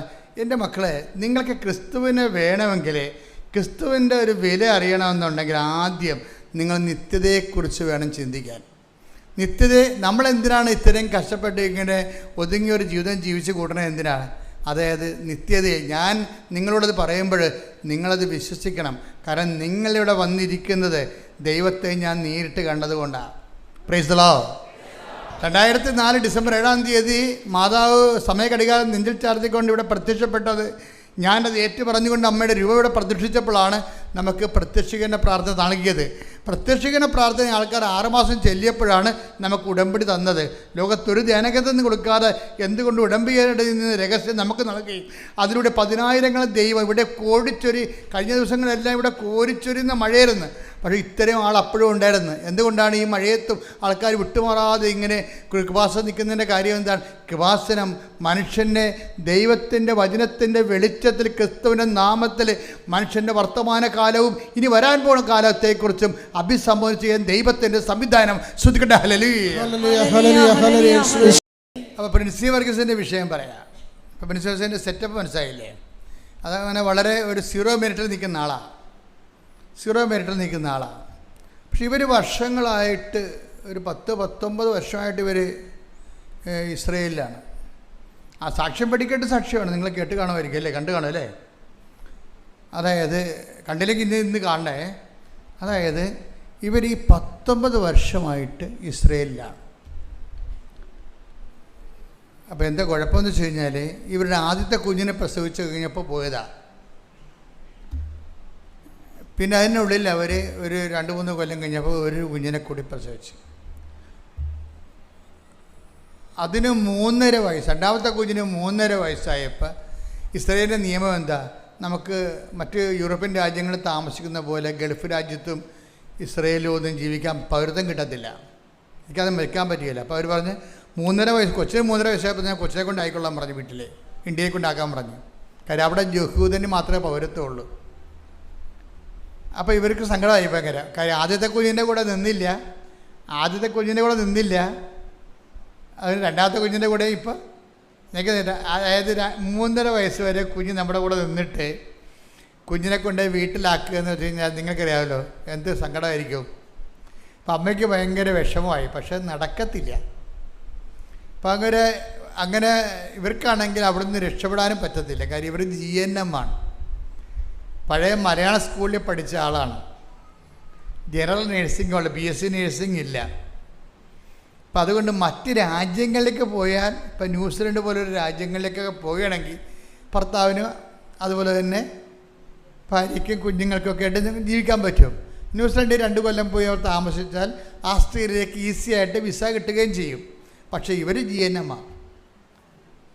അതുകൊണ്ട് അവിടെ ഒരു ഹോം നേഴ്സിൻ്റെ വർക്കാണ് ചെയ്യണത്. ഈ ഹോം നേഴ്സിൻ്റെ വർക്കൊക്കെ ചെയ്ത് കഴിഞ്ഞാൽ ഒന്നും എല്ലായിടത്തും ഒന്ന് പിടിച്ചു കയറാൻ പാടായിരിക്കും. അപ്പോൾ ഇവർക്ക് ഭയങ്കര ഞാനീ പറഞ്ഞ എന്താ അതായത് ജീവിതത്തിൻ്റെ ഡീമെറിറ്റുകളെക്കുറിച്ച് പറയുകയാണ്. എന്താ ഉടമ്പടി വർക്ക് ചെയ്യണം എങ്ങനെ, not by merit but by grace. അത് ഓർത്തേക്കണം. ഇവരുടെയൊക്കെ തടസ്സങ്ങൾ മനസ്സിലായില്ലേ? അവിടെ മെറിറ്റില്ല. എന്താണ് കാര്യം? അവർ GNM ആണ്. രണ്ടാമതെന്താ കാര്യം? ഇവിടെ വിസ പ്രോസസ്സ് ചെയ്യത്തില്ല ഒരിക്കലും. കാര്യം എന്താ, 40 വയസ്സുണ്ട്. 39 വയസ്സെന്ന് പറയുമ്പോൾ ഓൾറെഡി 40. ഇവർക്ക് എന്താ കാര്യം? ഒരു പല സ്റ്റുഡൻറ്റ് വിസയ്ക്ക് പോകാമെന്ന് വെച്ചു കഴിഞ്ഞാൽ 35 വയസ്സാണെങ്കിൽ ഓക്കെയാണ്. 35 കഴിഞ്ഞാൽ പിന്നെ സ്റ്റുഡൻറ്റ് വിസയും നടക്കത്തില്ല. അപ്പം ഞാൻ എന്താ പറയണത്, മെറിറ്റുകൾ ഓരോന്നായി പോയിക്കൊണ്ടേയിരിക്കുകയാണ്. ഞാൻ എപ്പോഴും നിങ്ങൾ പറയാം not by merit but by grace എന്ന് പറയുമ്പോൾ ചില അണ്ണന്മാർക്ക് മനസ്സിലാകത്തില്ല. മനസ്സിലാക്കാതെ ഇനി മുന്നോട്ട് പോകാൻ പറ്റത്തില്ല. ഉടമ്പടി അതാണ്, അതിൻ്റെ ഫോർമുല അങ്ങനെയാണ് കിടക്കുന്നത്. അപ്പോൾ ഒരു ദിവസം ഈ പ്രിൻസിയെ ജിൻസി എന്ന് പറയുന്ന ഒരു കൂട്ടുകാരത്തെ വിളിച്ചു പറഞ്ഞ്, എടോ താനുണ്ടല്ലോ, തനിക്ക് തൻ്റെ കുഞ്ഞിനെയുമായിട്ട് മറ്റു രാജ്യങ്ങളിൽ പോയി ഭർത്താവുമായിട്ട് ജീവിക്കാൻ പറ്റുള്ളൂ. അപ്പോൾ പറഞ്ഞു, ജിൻസി ഞാനെന്ത് ചെയ്യാനാണ്, എൻ്റെ അവസ്ഥ ഇതല്ലേ, എനിക്ക് രക്ഷപ്പെടാൻ പറ്റത്തില്ല ഇവിടുന്ന്. കാര്യം എനിക്കിനി അത് അവിടുന്ന് പരീക്ഷ എഴുതാൻ എനിക്ക് ഇംഗ്ലീഷ് പിടികിട്ടണില്ല. അത് പുതിയ കാലത്തെ ഇപ്പോഴത്തെ കുഞ്ഞുങ്ങളുടെ അവസ്ഥ അറിയാമല്ല. ഇപ്പോഴത്തെ ഒരു +2കാർക്ക് തന്നെ ഇംഗ്ലീഷിൽ വെൽ സ്റ്റാൻഡേർഡാണ്. അവർ ഇംഗ്ലീഷ് മീഡിയമാണ് ഫോളോ ചെയ്തെങ്കിൽ വെൽ സ്റ്റാൻഡേർഡാണ് അവർക്ക് കമ്പ്യൂട്ടറും കാര്യങ്ങളെല്ലാം വളരെ ഫടാഫഡാണ്. അപ്പം അങ്ങനെ വരുമ്പോൾ അങ്ങനെയുള്ളൊരു കോമ്പറ്റ് ചെയ്യാൻ പറ്റണില്ല. അപ്പോൾ അതുകൊണ്ട് അവിടെയും മെറിറ്റില്ല, അവിടെയും ഇവർക്ക് പെൺസിക്ക് മെറിറ്റില്ല. അപ്പം അതെന്തായാലും ഈ കൂട്ടുകാരത്തി ഇങ്ങനെ പറഞ്ഞിട്ട് ജിൻസി എന്ത് ചെയ്യുന്നറിയോ, ജിൻസി കൂട്ടുകാരത്തിയാണ്, ഇവളുടെ പേരെന്നാ പ്രിൻസി. പിന്നെ പെട്ടെന്നൊരു ദിവസം ഈ പ്രിൻസി എടുത്ത് വന്നേച്ച് ഈ ജിൻസി ഉടമ്പടി തൈലം കൊണ്ട് നെറ്റിക്കൊരു കുരിശ് വരക്കും. താൻ രക്ഷപ്പെടുള്ളൂ, തന്നെയും ഈ കൊല്ലം തന്നെയും കുഞ്ഞുങ്ങളെയും ഭർത്താവിനെയും കൊണ്ട് കൃപാസനം മാതാവ് വേറെ രാജ്യത്ത് പോകും. നിങ്ങൾ 19 പോകുമെന്ന് പറഞ്ഞ് പ്രവചിക്കുകയാണ്. ആ പ്രവചിക്കണ എന്താണ്, ഈ ഉടമ്പടിയുടെ തൈലമെടുത്ത് ഇവരുടെ നെറ്റിക്ക് ഇങ്ങനെ പൂശിയിട്ടാണ് ഇവർ പ്രവചിക്കുക. അപ്പോൾ ദൈവം ഒരാളെ നിങ്ങളെപ്പോഴും ഓർക്കേണ്ട കാര്യം ഇതാണ്. നിങ്ങൾ ഉടമ്പടി എടുക്കുമ്പോൾ ശ്രദ്ധിക്കേണ്ടത്, നിങ്ങളുടെ വയറ്, നിങ്ങളുടെ കുഞ്ഞ്, നിങ്ങളുടെ ഭർത്താവ്, നിങ്ങളുടെ ജോലി, നിങ്ങളുടെ വീട്, ഇതും പറഞ്ഞുകൊണ്ടിരുന്ന ഈ ജന്മത്തെ ഉടമ്പടി വർക്ക് ചെയ്യത്തില്ല. എനിക്ക് ഏർപ്പെടുന്ന ഈ അച്ഛനെ കാണാമെന്ന് നിൽക്കുന്ന ആൾക്കാരില്ലേ, എപ്പോഴും നിങ്ങൾ ശ്രദ്ധിക്കണം. അച്ഛനെ കാണാൻ വരുന്നത് പകുതി, അതായത് നിങ്ങൾ അച്ഛനെ കാണാൻ വരുമ്പോൾ ശ്രദ്ധിക്കേണ്ട കാര്യം, ഉടമ്പടി എടുത്തവരായിരിക്കണം വരേണ്ടത്. പിന്നെ ഞാൻ കൊടുത്തിരിക്കുന്ന ആർക്കാത്തിന് രോഗികളില്ലേ, രോഗികളെ നമുക്കൊന്നും പറയാൻ പറ്റത്തില്ല. രോഗികൾക്ക് ചിലപ്പോൾ ഉടമ്പടി എടുക്കാൻ പറ്റത്തില്ലല്ല. കാര്യം ഗുരുതരമായ രോഗികളെ ഞാൻ എടുക്കത്തുള്ളൂ, ആൾക്കാരെ വരത്തുള്ളൂ. പക്ഷെ അവരോട് നമുക്ക് ഉടമ്പടി എടുക്കാൻ പറയാൻ പറ്റുമോ? അപ്പോൾ ചിലപ്പോൾ അവരുടെ വൈഫായിരിക്കും ഇവിടെ എഴുതിയിരിക്കുന്നത്. പക്ഷെ പ്രോബ്ലം വെച്ച് കഴിഞ്ഞാൽ ഇവരുടെ രോഗി വൈഫാണ് എടുത്തിരിക്കണമെന്നുണ്ടെങ്കിലും ഇവരെ ചിലപ്പോൾ നമ്മൾ വർക്കൗട്ട് ചെയ്ത് വിജയിക്കത്തില്ല. കാര്യം എന്താ? വൈഫെന്ന് പറഞ്ഞാൽ ലോക കള്ളിയായിരിക്കും. അതാണ് പ്രശ്നം. അവർ ഉടമ്പടി ഉഴപ്പിക്കണം. അതെപ്പോഴും നമ്മൾ ശ്രദ്ധിക്കണം. അതായത് എനിക്കിപ്പോൾ ചില ആൾക്കാരോട് ഞാൻ മെസ്സേജ് പറയത്തില്ലേ, ചില ആൾക്കാർ മെസ്സേജ് പറയും, ചില ആൾക്കാർ ഡേറ്റ് പറയും. അതിൻ്റെ കാര്യം വെച്ച് കഴിഞ്ഞാൽ അവർ ഉടമ്പടി പക്ക ഉടമ്പടിക്കാരാണ്. അവർ ഉടമ്പടിയിലാണ് ജീവിക്കുന്നത്. മറ്റുള്ളവരെ നമ്മൾ അച്ഛനെ കാണാനുള്ള ചീട്ടായിട്ടാണ് ഉടമ്പടി ദുരുപയോഗിക്കുന്നത്. അവരവിടെ ഇടിച്ചതിൽ ചീട്ട് വാങ്ങിക്കണില്ലേ? അവർ ഉടമ്പടിയായിട്ട് അവർക്ക് ബന്ധമില്ല. ഉടമ്പടി എടുത്തിട്ട് പോലും അവർ ചെയ്തിട്ടില്ല. കാരണം ചില ആൾക്കാർ വരണമെന്ന് പറയണത്, ഇപ്പോൾ ഇന്നലെ ഞാൻ നോക്കുമ്പോൾ ഉടമ്പടി ചീട്ട് കിട്ടിയപ്പോൾ എനിക്ക് സംശയം തോന്നി. മാതാവിൻ്റെ അടുത്ത് വെച്ചപ്പോൾ എനിക്ക് സംശയം തോന്നി. ഞാൻ നേരെ ചെന്നു അവരുടെ ഉടമ്പടിയുടെ ചീട്ട് പരിശോധിച്ചു. ഉടനെ അവരുടെ പേപ്പർ പരിശോധിച്ചപ്പോൾ 2023 ഉടമ്പടിയാണ്. അന്ന് മുങ്ങിയിട്ട് ഇന്ന് പൊങ്ങുകയാണ് ആൾ. ഇത് പുതുക്കിയിട്ടില്ല, ഇന്ന് പുതുക്കിയിരിക്കുകയാണ്. എന്തിനാണ്? അച്ഛനെ കാണാൻ വേണ്ടി. ആർക്ക്? അനിയത്തിയുടെ കൊച്ചിന് എന്തോ കുഴപ്പമുണ്ടായി, വണ്ടി ഇടിക്കാനൊക്കെ ചെയ്തപ്പോൾ ഈ വീട്ടിലിരിക്കുന്ന ഉടമ്പടിയും പൊക്കിക്കൊണ്ട് വന്നിരിക്കുകയാണ്. അത് അപ്പം പുതുക്കിയിരിക്കുകയാണ്. ഇതൊന്നും ഉടമ്പടി വർക്ക് ചെയ്യുന്നതല്ല. ദൈവത്തിനെ പറ്റിച്ച് അനുഗ്രഹം അടിച്ചു മാറ്റാൻ വേണ്ടി നിങ്ങൾ ചെയ്യുമ്പോൾ നിങ്ങൾ അളക്കുന്ന കർത്താവ് എന്താ പറഞ്ഞത്? അതാണ് പ്രശ്നം. അതും പ്രശ്നം. അച്ഛൻ അങ്ങനെ പറഞ്ഞു, അച്ഛൻ ഇങ്ങനെ പറഞ്ഞിട്ട് കാര്യമില്ല. ഈശോ പറഞ്ഞ കാര്യമാണ് ഞാൻ പറയണത്. നിങ്ങൾ അളക്കുന്ന അളവുകോല് കൊണ്ട് തന്നെ നിങ്ങൾക്കും സിമ്പിളല്ലേ അത്? ബൈബിളിൻ്റെ ഇക്കോണമി അതാണ്. അപ്പം അതുകൊണ്ടാണ് ഞാൻ പറയുന്നത്, നിങ്ങൾ എപ്പോഴും ഉടമ്പടി ഒന്ന് പ്രാർത്ഥിച്ചേ. കർത്താവ് ദൈവമേ, ആത്മാർത്ഥതയോടെ ഉടമ്പടി ജീവിക്കുവാൻ എന്നെ സഹായിക്കണമേ. എനിക്ക് പ്രത്യേക അഭിഷേകം നൽകണമേ. ഹല്ലേലൂയ.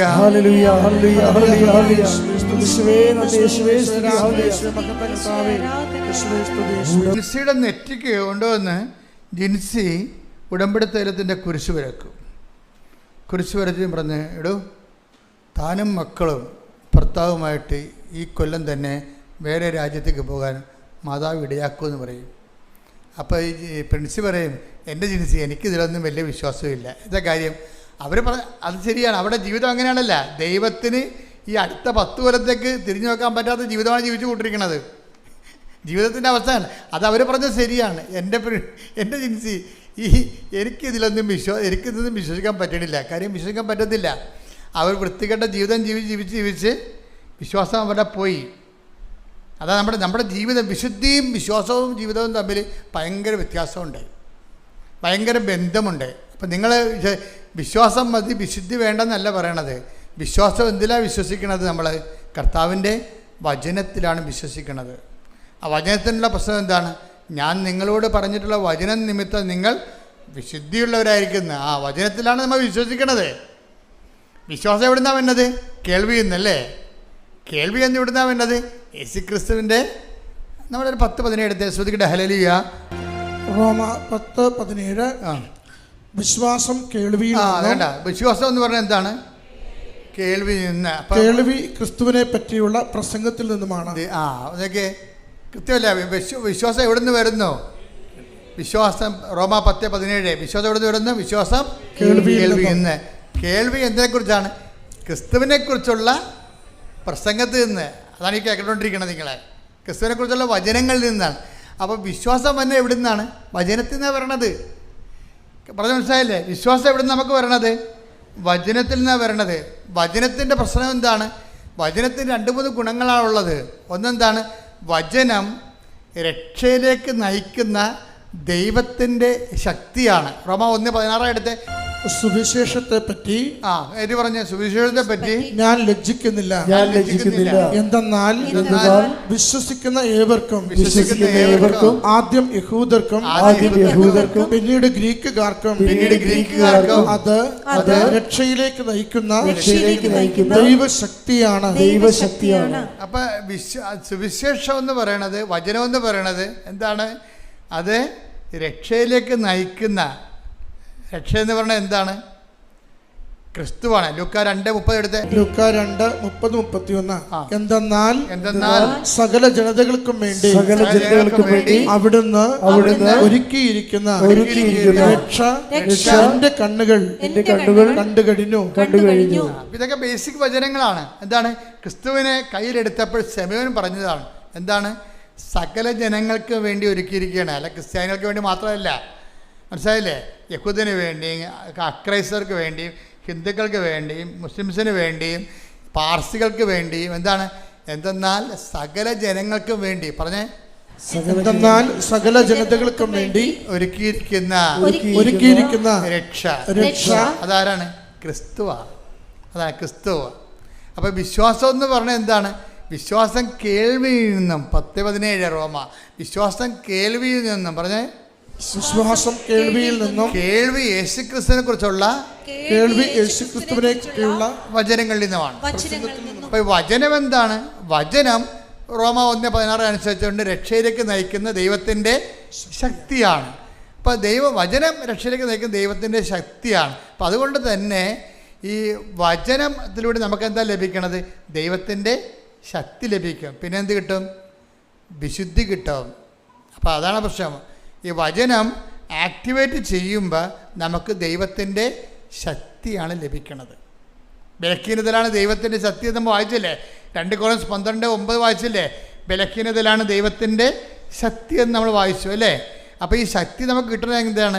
ഈ ബലഹീനത ദൈവത്തിൻ്റെ ശക്തി നമ്മളിലേക്ക് അപ്ലോഡ് ചെയ്യുന്ന പ്രോസസ്സിങ് പ്രക്രിയ എന്താണ്? അതെന്ത്? റോമ 1:16 എന്താണ്? സുവിശേഷം രക്ഷയിലേക്ക് നയിക്കുന്ന ദൈവത്തിൻ്റെ ശക്തിയാണ്. അപ്പോൾ ഈ വചനം എന്ത് ചെയ്യും? നമ്മൾ പാലിക്കുമ്പോഴേ, അതാണ് അവൻ പറയണ പോലെ ചെയ്യണത്. വചനം നമ്മൾ പാലിക്കുക. വചനം പാലിക്കുമ്പോൾ എന്ത് പറ്റും? വചനം പാലിക്കുമ്പോഴേ ഈ ക്രിസ്തുവാകുന്ന ശക്തി എന്താ സംഭവിക്കണത്? നമ്മുടെ ബലഹീനമായ സാഹചര്യങ്ങളിലേക്ക് ഫോക്കസ് ചെയ്യപ്പെടുകയും ദൈവത്തിൻ്റെ ഇടപെടൽ ഉണ്ടാകുകയും ചെയ്യും. അതുകൊണ്ട് എന്ത് ചെയ്യണം? വിശ്വാസം ലഭിക്കുന്നവന് ഈ ശക്തി പ്രവർത്തിക്കണത് എങ്ങനെയാണ്? ശക്തി പ്രവർത്തിക്കണമെങ്കിലുള്ള എൻ്റെ പ്രീ റിക്വസ്റ്റ് എന്താണ്? ഞാൻ നിങ്ങളോട് പറഞ്ഞിട്ടുള്ള വചനം നിമിത്തം നിങ്ങൾ ശുദ്ധിയുള്ളവരായിരിക്കുന്നു. 15:3 എടുത്ത് ശ്രുതിക്കട്ടെ. ഹല്ലേലൂയ, ശ്രുതിക്കട്ടെ. ഹല്ലേലൂയ,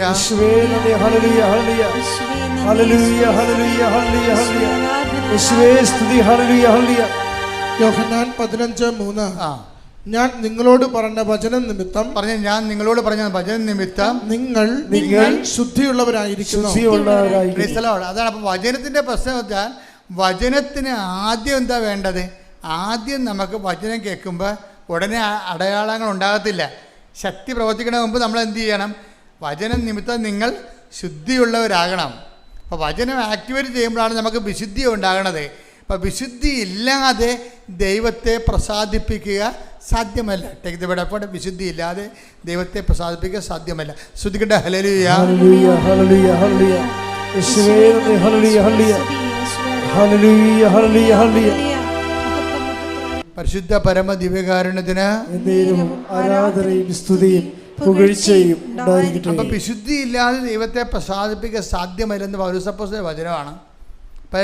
അപ്പം ഇതിനകത്ത് വരുന്ന വിഷയം, വചനം കേൾക്കുന്ന മാത്രയിൽ 15:3 വർക്കൗട്ട് ചെയ്യണം. എന്താണ്? ഞാൻ നിങ്ങളോട് പറഞ്ഞ വചനം നിമിത്തം നിങ്ങൾ ശുദ്ധിയുള്ളവരായിരിക്കണം. അപ്പം ഇത് വർക്കൗട്ട് ചെയ്ത് കഴിഞ്ഞാൽ എന്ത് പറ്റും? ഇത് ആദ്യം ബേസിക്കായിട്ട് അതാണ് വർക്കൗട്ട് ചെയ്യേണ്ടത്. അങ്ങനെ വന്നാൽ പിന്നീട് എന്താണ്? അവൻ പറയുന്ന പോലെ ചെയ്ത് കഴിയുമ്പോൾ വചനത്തിൻ്റെ റോമ 1:16 അനുസരിച്ചുകൊണ്ട് രക്ഷയിലേക്ക് നയിക്കുന്ന ദൈവത്തിൻ്റെ ശക്തി നമ്മളിൽ പ്രവർത്തിക്കാൻ തുടങ്ങും. അതുകൊണ്ട് ആദ്യം വിശുദ്ധീകരണമാണ് വേണ്ടത്. ആദ്യം വിശുദ്ധീകരണം സംഭവിച്ച് കഴിയുമ്പോൾ അത് ചില ആൾക്കാർ എന്ത് ചെയ്യുമെന്നറിയാമോ? ചില ആൾക്കാർക്ക് മണ്ടത്തരം പറ്റും. അവർ വിശുദ്ധീകരിക്കത്തില്ല. ആ പഴയ പോലെ അഴുക്കട്ട ജീവിതം തന്നെ ജീവിക്കും. വൃത്തികെട്ട വർത്തമാനം പറയും, നാട്ടുകട കഴുത്തേക്ക് കയറും, കണ്ടവൻ്റെ പരദൂഷണം പറയും, ഏഷണി പറയും. അതുപോലെ തന്നെ ഓരോ തരത്തിലുള്ള പഴയ ജന്മത്തിന് ഒരു മാറ്റം ഉണ്ടാകില്ല.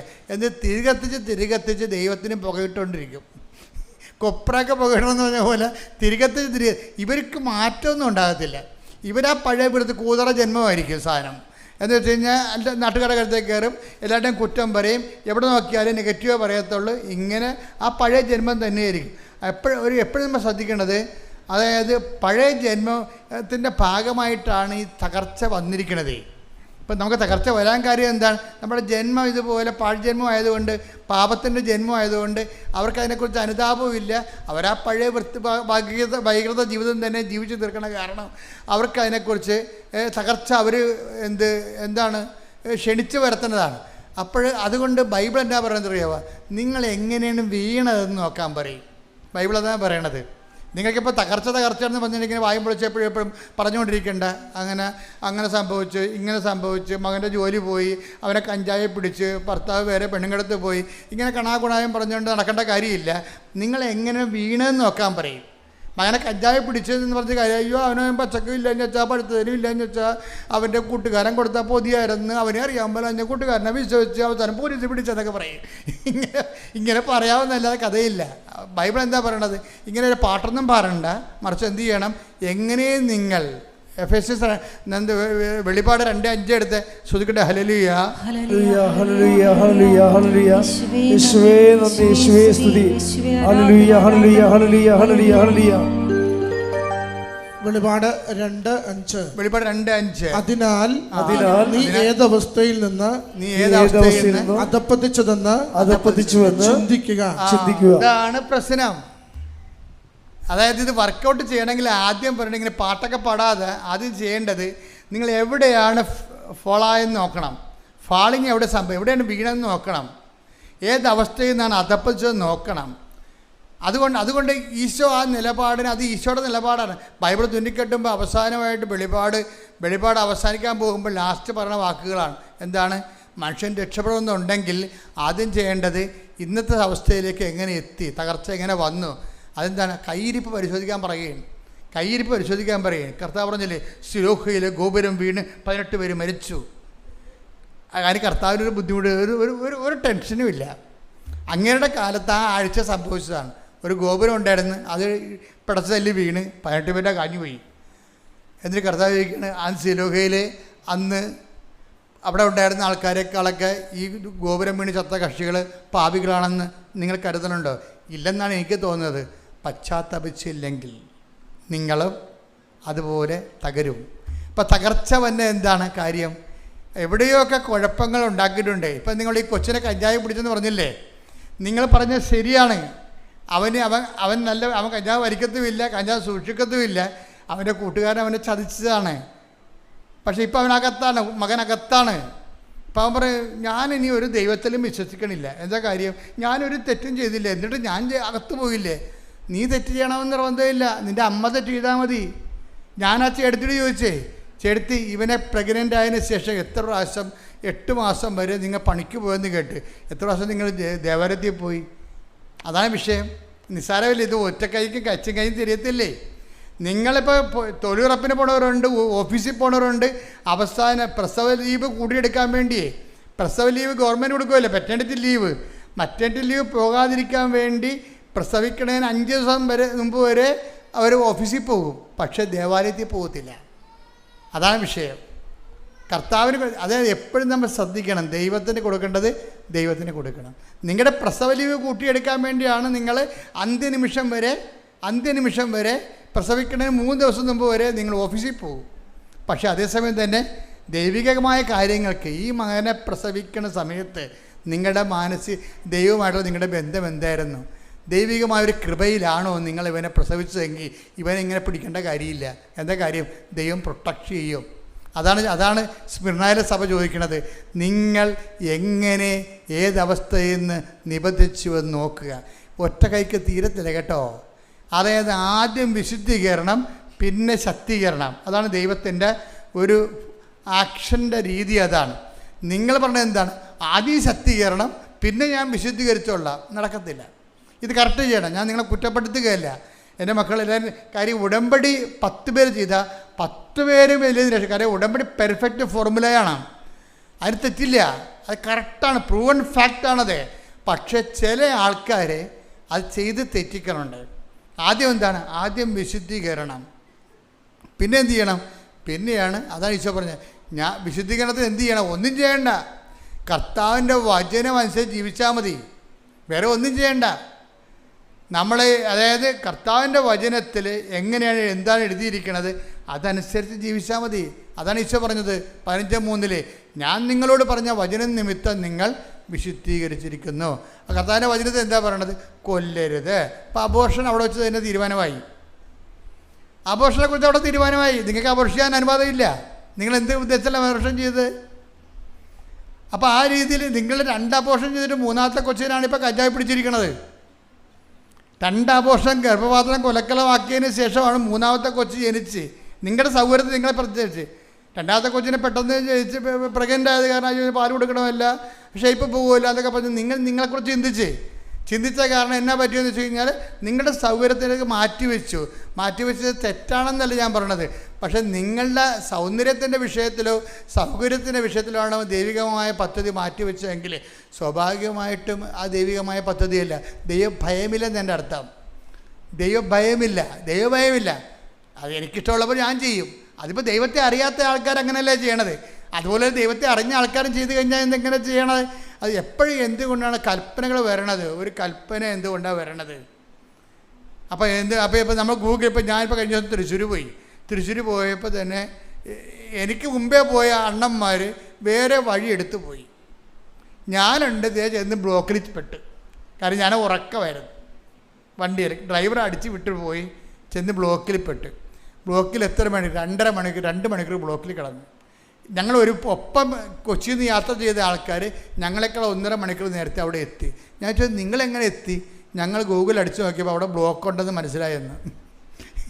ഞങ്ങൾ ഗൂഗിൾ അടിച്ച് നോക്കിയപ്പോൾ ഗൂഗിൾ മുഴുവനും ചുവപ്പ് പോരാ, 18 കിലോമീറ്റർ ബ്ലോക്ക് എന്ന് ഗൂഗിൾ കാണിച്ച്. ഇപ്പം ഞങ്ങൾ അന്നത്തെ വേറെ വഴി അതായത് ഗൂഗിൾ ഞങ്ങൾക്ക് വേറെ വഴി പറഞ്ഞു തന്നു. ഇത് തന്നെയാണ് ദൈവകൽപ്പന എന്ന് പറയണത്. ദൈവകൽപ്പന. ഞാൻ കൽപ്പന അറിയാൻ പാടില്ലായിരുന്നു. ഞങ്ങൾ ഗൂഗിൾ നോക്കിയില്ല, ഞങ്ങൾ ബ്ലോക്കിൽ പെട്ട്. ഗൂഗിൾ നോക്കിയ ആൾക്കാർ വേറെ വഴിക്ക് തിരിച്ചു പോയി. ഇപ്പം കൽപ്പന എന്ന് പറയുന്നത് നമ്മളെ സഹായിക്കാൻ വേണ്ടി വെച്ചിരിക്കുന്നതാണ്, അല്ല നമുക്കിട്ട് പണി തരാൻ പറ്റിയിരിക്കുന്നതല്ല. അപ്പം അതുകൊണ്ട് നമ്മളെ സംബന്ധിച്ചോളം ലൈഫ് കുറച്ചുകൂടി ദൈവത്തിന് ഏത് സമയത്ത് നിങ്ങളുടെ ജീവിതത്തിൽ ഇടപെടാൻ പറ്റുന്ന രീതിയിൽ ആണ്. ഭയങ്കര ദൈവസ്നേഹം. നമ്മളെ കൽപ്പനകളെക്കുറിച്ച് കറക്റ്റായിട്ട് ചോദിച്ചാൽ എന്തൊരു അത് കൽപ്പന കേൾക്കുന്നതും ദൈവത്തിൻ്റെ വചനം കേൾക്കുന്നതും ദൈവത്തിൻ്റെ വചനം പാലിക്കണതുണ്ടല്ലോ മക്കളെ, ഭയങ്കര നിസ്സാരമാണ്. ദൈവത്തിൻ്റെ വചനം പാലിക്കാതെ ഒന്നാമത്തേൽ ഹാർഡായിട്ടുള്ള വചനങ്ങൾ പാലിക്കാൻ വേണ്ടി നമുക്ക് അങ്ങനെയുള്ള സാഹചര്യം പോലും ദൈവം ഉണ്ടാക്കത്തില്ല. അത് ഉണ്ടാക്കാതിരിക്കാൻ വേണ്ടിയാണ് ഞങ്ങളെ പ്രലോഭനത്തിൽ ഉൾപ്പെടുത്തരുത് എന്ന് പ്രാർത്ഥനയിൽ കണ്ടൻറ്റ് വൈസ് വെച്ചിരിക്കണത്. കർത്താവ് ഒരു കണ്ടൻറ്റ് വെച്ചിട്ടില്ല. എന്താണ്? ഞങ്ങളെ അത് ചില ആൾക്കാർ ഞങ്ങളെ പ്രലോഭനത്തിൽ ഉൾപ്പെടുത്തരുത് ഇങ്ങനെയല്ലേ, ഇങ്ങനെ ചെല്ലിയെങ്ങനെ ശരിയാണ്. ഞങ്ങളെ പ്രലോഭനത്തിൽ ഉൾപ്പെടുത്തരുത് എന്ന് പറഞ്ഞാൽ അത് നമ്മൾ മീൻ ചെയ്യണം. കർത്താവെ, നിൻ്റെ നിന്ന് അകന്നു പോകുന്ന ഒരു കച്ചവടത്തിനും എൻ്റെ തല കൊണ്ട് വെച്ച് കൊടുത്തേക്കരുത്. ഐ കാൻ ബെയർ ഇറ്റ് എന്ന് പറയണം. അങ്ങനെ സത്യസന്ധമായിട്ട് ദൈവത്തോട് പറഞ്ഞാൽ ഇങ്ങനെയുള്ള അലവാത്തരങ്ങളിൽ നമ്മളെ ദൈവം രക്ഷിക്കും. അപ്പോൾ ആ ചേടത്തി എന്ന് പറഞ്ഞത് 12 കൊല്ലം, അപ്പോൾ ഈ 10-20 കൊല്ലമല്ലേ കല്യാണം കഴിക്കാതെ കുദാസ് ചെയ്യാതെ ജീവിച്ചതെന്ന് പറയണത്. അപ്പം അതുകൊണ്ടാണ് അവർ പറയണത് കുദാസ് ചെയ്യാതെ ഇങ്ങനെ കുഞ്ഞുങ്ങളായിട്ട് ജീവിക്കുകയല്ലേ. അതാണ് പറയണത്. എനിക്ക് വിശ്വാസമൊന്നുമില്ല. വിശ്വാസം പോയി അവരുടെ വിശുദ്ധി പോണ സ്ഥലത്ത് വെച്ച് വിശ്വാസം പോകും. എൻ്റെ ഡൗട്ട് എന്താണ്? നിങ്ങൾക്ക് വിശ്വാസം ഉണ്ടെന്ന് പറഞ്ഞത് വിശ്വാസം ഇങ്ങനെ ഉണ്ടാക്കിയെടുക്കണമല്ലത്, ദൈവത്തിൻ്റെ ദാനമാണത്. പരിശുദ്ധാത്മാവിൻ്റെ ദാനമല്ല വിശ്വാസം.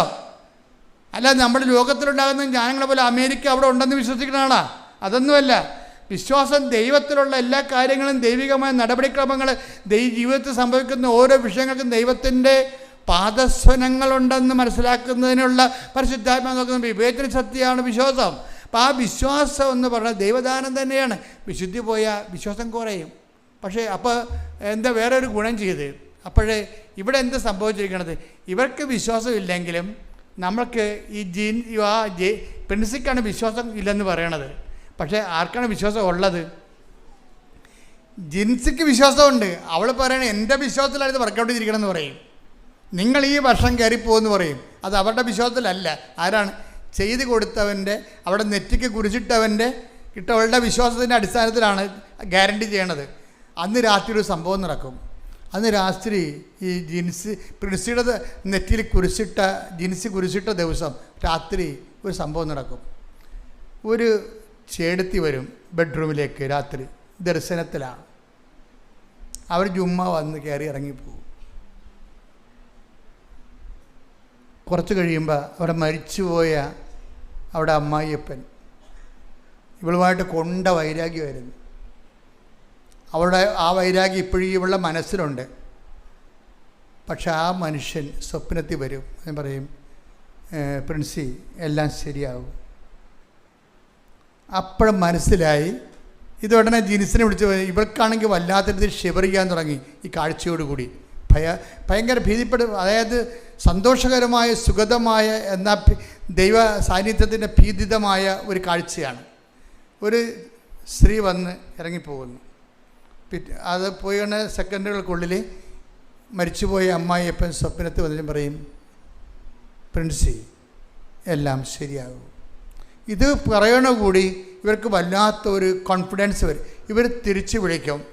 രാവിലെ എഴുന്നേറ്റ് ജിൻസിയെ വിളിക്കും. ജിൻസി, ഇന്നലെ രാത്രി ഇങ്ങനെ ഒരു സംഭവം ഉണ്ടായി. അപ്പോൾ പറഞ്ഞു, ഒന്നും നോക്കണ്ട, അത് മാതാവാണെന്ന് പറയും. ഒന്നും നോക്കണ്ട, അത് മാതാവാണെന്ന് പറയും. ഇനിയിപ്പോൾ കുഴപ്പമില്ല, പെട്ടെന്ന് ആപ്ലിക്കേഷൻ പുട്ടപ്പ് ചെയ്യാൻ പറയും. ന്യൂസിലൻഡിലേക്ക് ആപ്ലിക്കേഷൻ പുട്ടപ്പ് ചെയ്യാൻ പറയും. അപ്പോഴുടനെ ഇവർക്ക് പേടി, പരീക്ഷ ജയിക്കുകയോ ഇല്ലയെന്ന്. പരീക്ഷയ്ക്ക് അമ്മ ജയിപ്പിച്ചിരിക്കും. എന്താണ്? സഞ്ചാരി മാതാവാണ്. നിൻ്റെ 39 വയസ്സ് 40 വയസ്സൊന്നുമല്ല. അമ്മ ഫയലെടുത്ത് പച്ചമണിക്ക് ഒപ്പിട്ട് കഴിഞ്ഞാൽ അവൻ പറയണ പോലെ ചെയ്താൽ കണ്ട് നമ്മൾ മുന്നോട്ട് പോകും. എല്ലാ സ്ഥലങ്ങളിലും പച്ചടിച്ച് പോകും. എന്താ കാര്യം? ആൾ ഓൺലൈനിൽ നിൽക്കുകയല്ലേ. അവൾ പരീക്ഷ എഴുതി. ഒരിക്കലും ചിന്തിക്കാത്ത വിധത്തിൽ അവൾ പരീക്ഷ ജയിച്ച്. അപ്പോൾ ഉടനെ ഇത് കണ്ട് എല്ലാ സാധനവും എടുത്ത് പേപ്പറെല്ലാം റെഡിയാക്കി ഏജൻസിക്ക് കൊടുത്തപ്പോൾ ഏജൻസി പറഞ്ഞ്, ഇത് ANM അല്ലേ, ഇത് നിങ്ങളിവിടെ ഹോം നേഴ്സല്ലേ, നിങ്ങൾ സർവീസ് നേഴ്സിൻ്റെ സർട്ടിഫിക്കറ്റ്, നിങ്ങൾ സർവീസ് നേഴ്സായിരുന്നതിൻ്റെ സർട്ടിഫിക്കറ്റ് വേണമെന്ന് പറയും. എക്സ്പീരിയൻസ് സർട്ടിഫിക്കറ്റ് വേണമെന്ന്. അപ്പോൾ എക്സ്പീരിയൻസ് സർട്ടിഫിക്കറ്റ് ഇപ്പോൾ ഓരോരുത്തരാണ് കള്ള സർട്ടിഫിക്കറ്റ് ഉണ്ടാക്കി കൊടുക്കുന്നുണ്ടല്ലോ. അപ്പോൾ അത് എല്ലാ യൂറോപ്യൻ രാജ്യങ്ങൾക്ക് അറിയാം കള്ള സർട്ടിഫിക്കറ്റാണ്. ഇപ്പോൾ കുമ്പനാട് യൂണിവേഴ്സിറ്റി എന്നൊക്കെ പറഞ്ഞുകൊണ്ട് ആൾക്കാർ ഏത് യൂണിവേഴ്സിറ്റി അങ്ങനെയൊന്നും ഉണ്ടാകത്തില്ലേ, ആരാണ്ട് എഴുതി കൊടുക്കണതാണ്. അപ്പോൾ അങ്ങനെയൊക്കെ സർട്ടിഫിക്കറ്റ് കൊടുക്കണം. കാരണം ഇപ്പോൾ സായിപ്പിനും ഇസ്തായിക്കാർക്കും അറിയാം ഈ എക്സ്പീരിയൻസ് സർട്ടിഫിക്കറ്റ് എല്ലാം കള്ള സർട്ടിഫിക്കറ്റ് ആണെന്ന് പറയും. പിന്നെ നിങ്ങൾക്ക് പണി തരാതിരിക്കാൻ വേണ്ടി അവർക്ക് അവിടെ കോവിഡ് കഴിഞ്ഞപ്പോൾ കുറേ ആൾക്കാർ മരിച്ചു പോയത് കാരണം നിങ്ങളെ കളയാൻ പറ്റാത്തത് കൊണ്ട് അവരങ്ങ് വെച്ചുകൊണ്ടിരിക്കുന്നതാണ്. എപ്പോഴായാലും നമുക്ക് പണി കിട്ടും. അപ്പോൾ എപ്പോഴും നമ്മൾ ശ്രദ്ധിക്കണം. അതായത് അതുകൊണ്ട് തന്നെ ഇപ്പോൾ അവരെന്നാ ചോദിച്ചിരിക്കണമെന്ന് അറിയാം, ഇവരോട് പ്രിൻസിയോട് ചോദിച്ചിരിക്കണത്, അവർ പറഞ്ഞു, നിങ്ങൾ ബാങ്കിൽ നിന്ന് സാലറി മാറിയ ബാങ്കുകാരുടെ സ്റ്റേറ്റ്മെൻറ്റ് തരാൻ പറയും. അപ്പോഴേ അതിലെ പ്രശ്നം. സർവീസ് ബാങ്കിൽ നിന്ന് സാലറി മാറി എടുത്തിട്ടുള്ള ബാങ്കുകാരുടെ സർട്ടിഫിക്കറ്റ് തരാൻ പറയും. ഉടനെ ഇവർ ബോംബെയിൽ ഹോസ്പിറ്റലിൽ ജോലി ചെയ്തിട്ടുണ്ട്. ഇവർ സാലറി മാറിയ ബാങ്കിലേക്ക് വിളിക്കും. ബാങ്കിലേക്ക് വിളിക്കുമ്പോൾ അങ്ങനെ എന്തോ ഹിന്ദിയൊക്കെ പറഞ്ഞ് സംഭവം എസ് എന്നൊക്കെ പറഞ്ഞ് അത് പുതിയ മാനേജറാണെന്ന് അയാൾ ക്ലോസ് ചെയ്തു. പിന്നെ ഇവർക്ക് ഇപ്പോൾ സാലറി കൊടുത്തില്ല. അയാൾക്ക് എന്താ, അതൊന്നും ചെയ്ത് കൊടുക്കത്തില്ല ആരും. അപ്പോഴുടനെ ഇത് പിന്നെ തടസ്സമല്ല വന്നത്. അപ്പോൾ ഉടനെ ഇവൾ വീണ്ടും ഉടമ്പടി സ്ട്രോങ് ആക്കി വെച്ചും ജിൻസിനെ വിളിക്കുമ്പോൾ പറഞ്ഞ്, നീ കുഴപ്പമില്ല, നിനക്ക് പരിചയമുള്ള ബാങ്കുകാരെ വിളിക്കാൻ പറയും. അപ്പോൾ പരിചയമുള്ള ബാങ്കുകാർ ഇവളുടെ അക്കൗണ്ട് ബാങ്കുകാരനെ വിളിച്ചും പറയും, സാറേ എനിക്കിങ്ങനെ പ്രശ്നമുണ്ട്, എന്നെ സഹായിക്കണം, സാർ ആ ബാങ്കിലോട്ട് വിളിക്കാൻ പറയാം, ബോംബെയിലാണ്. സാർ ആ ബാങ്കിലോട്ട് വിളിച്ച് പറഞ്ഞ്, ജിൻസി എൻ്റെ കസ്റ്റമറാണ്, അവരവിടെ സാലറി പേയ്മെൻറ്റ് നടത്തിയിട്ടുള്ളതാണ് നിങ്ങൾ, അതുകൊണ്ട് അതിൻ്റെ ഒരു ബാലൻസ് ഷീറ്റ് ഇങ്ങോട്ട് തരാൻ പറയും. അത് 24 മണിക്കൂറിനുള്ളിൽ ആ ബാലൻസ് ഷീറ്റ് കമ്പ്യൂട്ടറിൽ വരും. എന്നിട്ട് കഴിഞ്ഞാൽ അതേ പെട്ടെന്ന സംഭവങ്ങൾ. അതായത് എന്ത് തടസ്സം ഉണ്ടായാലും ഉടമ്പടിയിലാണെങ്കിൽ അമ്മ കുജിക്കണ പച്ച മഷീറ്റിന് ഒപ്പിട്ടില്ലേ, ഇതിങ്ങനെ കയറി പോകും. അതിനുശേഷം അപ്പോൾ ഇതെല്ലാം കൊണ്ടുപോയി ഏജൻസിക്ക് കൊടുക്കും. ഏജൻസി പേപ്പറെല്ലാം പരിശോധിച്ച് നോക്കിയപ്പോഴാണ് പറഞ്ഞ്, മാഡം ഈ സംഭവം നടക്കത്തില്ല കേട്ടാ. എന്താ കാര്യം? നിങ്ങൾക്ക് 39 വയസ്സുണ്ട്. ഈ 39 വയസ്സുള്ള ആൾക്കാരെ നമ്മൾ വിസയ്ക്ക് ന്യൂസിലൻഡിലോട്ട് വെച്ച് കൊടുത്തു കഴിഞ്ഞാൽ ഉള്ള കുഴപ്പമെന്ന് പറയണത്, ഇത് പക്ക റിജക്റ്റ്, അപ്പോൾ തന്നെ ഓട്ടോമാറ്റിക് റിജക്റ്റഡ് ആവും. റിജക്റ്റ് ആയത് കൊണ്ട് പ്രശ്നമില്ല, ഞങ്ങളുടെ ഏജൻസിയുടെ സക്സസ് റേറ്റിംഗ് പോകും. ഗൂഗിൾ അടിച്ച് നോക്കിയിട്ട് ആൾക്കാർ ഏജൻസിനെ സെർച്ച് ചെയ്യത്തില്ലേ, ഇപ്പോൾ റേറ്റിംഗ് നോക്കുമ്പോൾ റിജക്ഷൻ റേറ്റാണ് ഇവർക്ക് കൂടുതലെന്നുണ്ടെങ്കിൽ നിങ്ങളെ കൊണ്ടുവന്ന് ഇവിടേക്ക് ഇതിൻ്റെ അകത്ത് നിങ്ങളുടെ റിജക്റ്റ് ആയി കഴിഞ്ഞാൽ ഞങ്ങളുടെ സക്സസ് റേറ്റ് പോകും, അതുകൊണ്ട് ഞങ്ങളത് ചെയ്യത്തില്ല എന്ന് പറയും. അത് ഭയങ്കര സങ്കടമായി. അപ്പോൾ ഇവളെന്ന് വെച്ച് അപ്പോൾ അതിനുള്ളിൽ ഇവൾ പറഞ്ഞ് ഒരു വാക്ക് ഇവൾ പറയും ഏജൻസിയോട്, ഇത് നിങ്ങൾ വിടണം, ഇല്ലെങ്കിൽ എന്നെ കത്തി കുത്തണ പോലെയാണ് കാര്യം. ഇത് വിട്ടാൽ പിറ്റേ ആഴ്ച, ഇതിന് 14 ദിവസമൊന്നും വേണ്ട, ഇത് പിറ്റേ ആഴ്ച ഇത് അവർ അംഗീകരിക്കും. എന്താ വെച്ചാൽ ഞാൻ ഉടമ്പടിയിലാണെന്ന് പറയുള്ളൂ. അതാണ് പ്രശ്നം. ഇപ്പോഴാണ് ശരിക്കും പറഞ്ഞാൽ ഈ പ്രിൻസി എന്നുള്ള ലേഡി കറക്റ്റ് ദൈവ പൈതലായി കൺവേർട്ട് ചെയ്യണം. എന്താണ് വിശ്വാസത്തിലേക്ക് വരുന്ന കണ്ടില്ലേ? അവർ ഏജൻസിയോട് പറയുന്നത് എന്താണ്, ഇത് വെച്ചാൽ ഞങ്ങളുടെ സക്സസ് റേറ്റ് പോകുമെന്ന് പറയുമ്പോഴാണ് ഏജൻസിയോട് പറയണത് ഇത് വെക്കുക, ഇത് 14 ദിവസം പോലും വേണ്ടി വരത്തില്ല, 6 ദിവസം കൊണ്ട് ശരിയാവും. കാര്യം എന്താണ്, ഞാൻ ഉടമ്പടിയിലാണ്, സഞ്ചാരി മാതാവ് എംബസി ചെല്ലുമെന്ന് പറയും. അപ്പോൾ ഇവരുടെ നിശ്ചയദാർഢ്യം കണ്ടപ്പോൾ അവരെടുത്ത് വെച്ച് അവർ അക്സെപ്റ്റ് ചെയ്തപ്പോൾ എന്നാ പറ്റിയിരിക്കണത്, ഈ 39 വയസ്സുള്ള ആളിന് അവൾ പറഞ്ഞ പോലെ 6-ാം ദിവസം വിസ അടിച്ചു വന്നു. അവരുടെ അടുത്ത് വരുന്ന വിഷയം എന്ന് വെച്ച് കഴിഞ്ഞാൽ നമ്മളെ ഞെട്ടിപ്പിക്കുന്നത് എന്താണെന്ന് അറിയാമോ? ഇവളുടെ കൂടെ ഇൻ്റർവ്യൂവിന് പോയ ആൾക്കാരുണ്ട്, ഇവളുടെ കൂടെ ടെസ്റ്റ് എഴുതാൻ പോയ ആൾക്കാരുണ്ട്. അവരെല്ലാം നല്ല ഇംഗ്ലീഷ് മീഡിയമാണ്, അവരെല്ലാം ഫ്രഷ് ഹാൻഡ്സാണ്. അതേസമയം തന്നെ അവർക്ക് ആർക്കും വിസ ഇല്ല, ഇവൾക്ക് മാത്രമേ വിസയുള്ളൂ. ഈ സാക്ഷ്യം പ്രിൻസിവിടെ പറയുമ്പോൾ എൻ്റെ മനസ്സിൽ വന്നത് എന്താണെന്ന് അറിയാമോ? സിംഹക്കുട്ടികളെ പരിശുദ്ധ പരമദിവ്യകാരുണ്യത്തിന് സങ്കീർത്തനം 34:10. സിംഹക്കുട്ടികൾ പറഞ്ഞേ, സിംഹക്കുട്ടികൾ ഇരക്കിട്ടാതെ വിശന്ന് വലഞ്ഞേക്കാം. കർത്താവിനെ അന്വേഷിക്കുന്നവർക്ക് ഒന്നിനും കുറവുണ്ടാവുകയില്ല. അപ്പോഴേ കഴിവുള്ളവരും അതുപോലെ തന്നെ മെരിറ്റുള്ള ആൾക്കാർ, അതാണ് സിംഹക്കുട്ടി എന്ന് പറയുന്നത്. സിംഹക്കുട്ടികളുണ്ടാകും, മെരിറ്റുള്ളവരുണ്ടാകും. അവർക്ക് ചിലപ്പോൾ ഇൻ്റർവ്യൂ പാസ്സാകത്തില്ല, വിസ പാസ്സാകത്തില്ല. പക്ഷേ കർത്താവിനെ അവിടെ കക്ഷിയാക്കുന്നത് എന്താണ്, ഒന്നിനും കുറവുണ്ടാവുകയില്ല. അപ്പോൾ അതാണ് ഉടമ്പടിയുടെ പ്രശ്നം എന്ന് പറയുന്നത്. ഞാൻ എപ്പോഴും നിങ്ങളോട് പറയും, ഇത് നോട്ട് ബൈ മെറിറ്റിലാണ് വർക്ക് ചെയ്യണത്, നിങ്ങളുടെ കഴിവ് കൊണ്ടല്ല, ദൈവത്തിൻ്റെ കൃപ കൊണ്ടാണ്. അതായത് ഒരു വിഷയം എപ്പോഴും നമ്മൾ ശ്രദ്ധിക്കണം. ഒരു വിഷയം എൻ്റെ മക്കളെ, അതായത് ഒരു വിഷയം എടുത്താൽ പൊങ്ങാത്തതാകുമ്പോഴേ അതിൻ്റെ അർത്ഥം എന്താണ്, ഇത് ഉടമ്പടിയുടെ പരിധി വരുന്ന സബ്ജക്റ്റാണെന്നാണ്. സാധാരണ പ്രാർത്ഥന കൊണ്ട് അത് നടക്കത്തില്ലെന്ന് എൻ്റെ അർത്ഥം. എന്താ കാര്യം, അത് നമുക്ക് നമ്മുടെ കഴിവിനും നമ്മുടെ പരിധിക്കപ്പുറത്താണ്. നമ്മുടെ പരിധിക്കപ്പുറത്തേക്കൊരു വിഷയം വന്നാൽ പിന്നെ എന്താണ്, അപ്പം നിങ്ങളോർക്കും ഞങ്ങൾ ഉടമ്പടിയിലാണല്ലോ അച്ചോ, ഞങ്ങൾ ഉടമ്പടി എടുത്തിട്ട് കാര്യമില്ല. ഉടമ്പടിയിൽ നിങ്ങൾ ആക്ടിവേറ്റ് ചെയ്യണം. അത് ദൈവത്തിന് എന്താ പ്രശ്നം വെച്ച് കഴിഞ്ഞാൽ, നമ്മൾ ഉടമ്പടി എടുക്കുന്നതും ദൈവവും അത് ഏറ്റെടുക്കുന്നതും തമ്മിൽ വ്യത്യാസമുണ്ട്. നിങ്ങളെപ്പോഴും പരാജയപ്പെടുന്നത് ഉടമ്പടി എടുക്കും നിങ്ങൾ, പക്ഷെ ദൈവം അത് ഏറ്റെടുക്കത്തില്ല. അവിടെയാണ് ഈ തകരാറ് വരണത്. ഏറ്റെടുക്കണമെങ്കിൽ നിങ്ങളുടെ സത്യസന്ധത നിങ്ങൾ തെളിയിക്കണം. പറഞ്ഞ മനസ്സിലായില്ലേ? ഉടമ്പടി എടുക്കണതും ഉടമ്പടി ദൈവം അത് ഏറ്റെടുക്കണതും തമ്മിൽ 2 സബ്ജക്റ്റാണ്. നമ്മുടെ ഏറ്റവും റിസ്ക് എന്ന് പറഞ്ഞാൽ ഉടമ്പടി എടുക്കണമല്ല. ഉടമ്പടി എടുക്കണമെങ്കിൽ ആലപ്പുഴ വന്ന് 4 മണിക്കൂർ ചിലവഴിക്കണമെന്നേ ഉള്ളൂ. ഇത് തന്നെ ഇത്രയും കോംപ്ലിക്കേറ്റഡ് വെച്ചിരിക്കുകയാണ്. എന്താ കാര്യം, വയ്യാവേലികളും വഴിയെ പോണവരും വന്ന് ഉടമ്പടി എടുക്കാതിരിക്കാൻ വേണ്ടിയാണ്. വയ്യാവേലികളും വഴിയെ പോണവരും വന്ന് ഉടമ്പടി എടുക്കാതിരിക്കാൻ വേണ്ടിയാണ് ഉടമ്പടി മാക്സിമം കോംപ്ലിക്കേറ്റ് ആക്കി വെച്ചിരിക്കുന്നതാണ്. ഞങ്ങൾക്ക് വേണമെങ്കിൽ ഒരു ആംഗിൾ കൊണ്ടോ അല്ലെങ്കിൽ ഇതിൻ്റെ ഹോംവർക്കെല്ലാം കുറച്ച് തരാൻ പറ്റും. ഇത് കൂട്ടുക എന്നല്ല, ഹോംവർക്ക് കുറയ്ക്കുകയില്ല. കാര്യം വെച്ചാൽ ഹോംവർക്ക് വൃത്തിമേനായിട്ട് ചെയ്യണ ആൾക്കാർ ദൈവസ്നേഹം ഉള്ളവർക്ക് അത് ചെയ്യാൻ പറ്റത്തുള്ളൂ. ദൈവത്തിൻ്റെ വിശ്വാസമുള്ളവർക്ക് ചെയ്യാൻ പറ്റത്തുള്ളൂ. വസ്തുവിശ്വാസം, വിഷയവിശ്വാസം നിങ്ങൾക്കുള്ളത്, നിങ്ങൾക്ക് പലർക്കും ഉള്ളത് നിങ്ങളുടെ വിഷയത്തെക്കുറിച്ചാണ് നിങ്ങൾക്ക് ആവലാതി ഉള്ളത്, ദൈവത്തെക്കുറിച്ചല്ല. ഞങ്ങളൊക്കെ ഇവിടെ ഈ ഉടുപ്പ് വിട്ട് നിൽക്കുന്നതും നിങ്ങളൊക്കെ എല്ലാം ഇവിടെ വന്നിരിക്കുന്നതിൻ്റെ പിന്നിലെ ഒരു ജന്മമുണ്ട്. എന്താ, ദൈവത്തെക്കുറിച്ച് മാത്രം ചിന്തിച്ച് ദൈവത്തിന് അറിയാത്തത് അറിയിക്കണം, അറിഞ്ഞവരെ ആഴപ്പെടുത്തണമെന്നും പറഞ്ഞ് ജീവിച്ചു കൂട്ടിയ ഒരു ജീവിതമുണ്ട്. അതാണ് എൻ്റെ ബേസ് എന്ന് പറയണത്.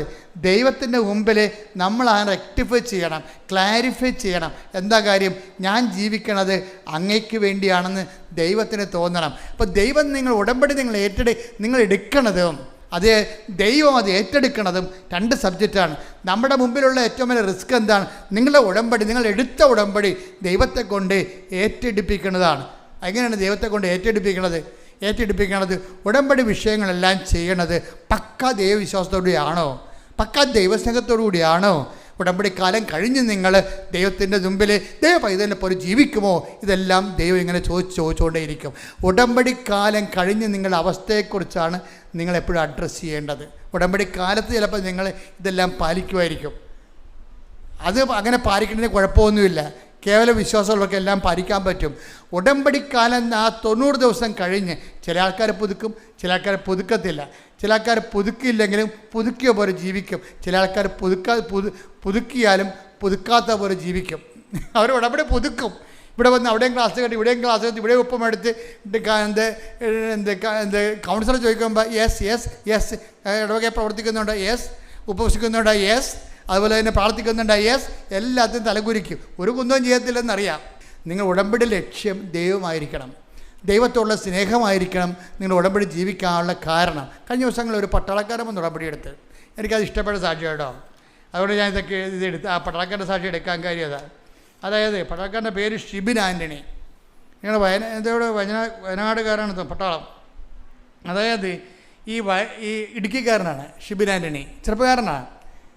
അപ്പോൾ ഷിബിൻ ആൻ്റണിയുടെ ഉടമ്പടി കണ്ടൻറ്റിൽ ഭയങ്കര റിച്ച് കണ്ടൻറ്റാണ്. അതിൻ്റെ ഉള്ളടക്കങ്ങളെ ഭയങ്കര ധന്യമാണ്. എന്ന് വെച്ച് കഴിഞ്ഞാൽ എന്താ പ്രശ്നം വെച്ചാൽ ഷിബിൻ ആൻ്റണിയുടെ പ്രശ്നം നമുക്കറിയാം. നമുക്ക് ഷിബിൻ ആൻ്റണി പട്ടാളക്കാരനാണെങ്കിൽ 26 ലക്ഷം രൂപയുടെ കടമുണ്ട്. ആ കടം വീട് സ്ഥലത്തിനും വേണ്ടിയാണ് ബാങ്കിൽ വെച്ചിരിക്കുന്നത്. വീട് സ്ഥലമാണ് ബാങ്കിൽ വെച്ചിരിക്കുന്നത്. അപ്പോൾ ആ സ്ഥലം വെച്ചിരിക്കണമെന്നുണ്ടെങ്കിലും ആ സ്ഥലം ഇപ്പോൾ ജപ്തിയാകാൻ പോവുകയാണ്. വീടല്ല, സ്ഥലം ബാങ്കിൽ വെച്ച് എടുത്തിരിക്കണമെങ്കിലും ബാങ്കിൽ 26 ലക്ഷം രൂപ കടമായി. പക്ഷേ ബാങ്കുകാരൻ എങ്ങനെ ഇന്ന് ലോൺ കൊടുത്തെന്ന് നമുക്കറിയാൻ പാടില്ല.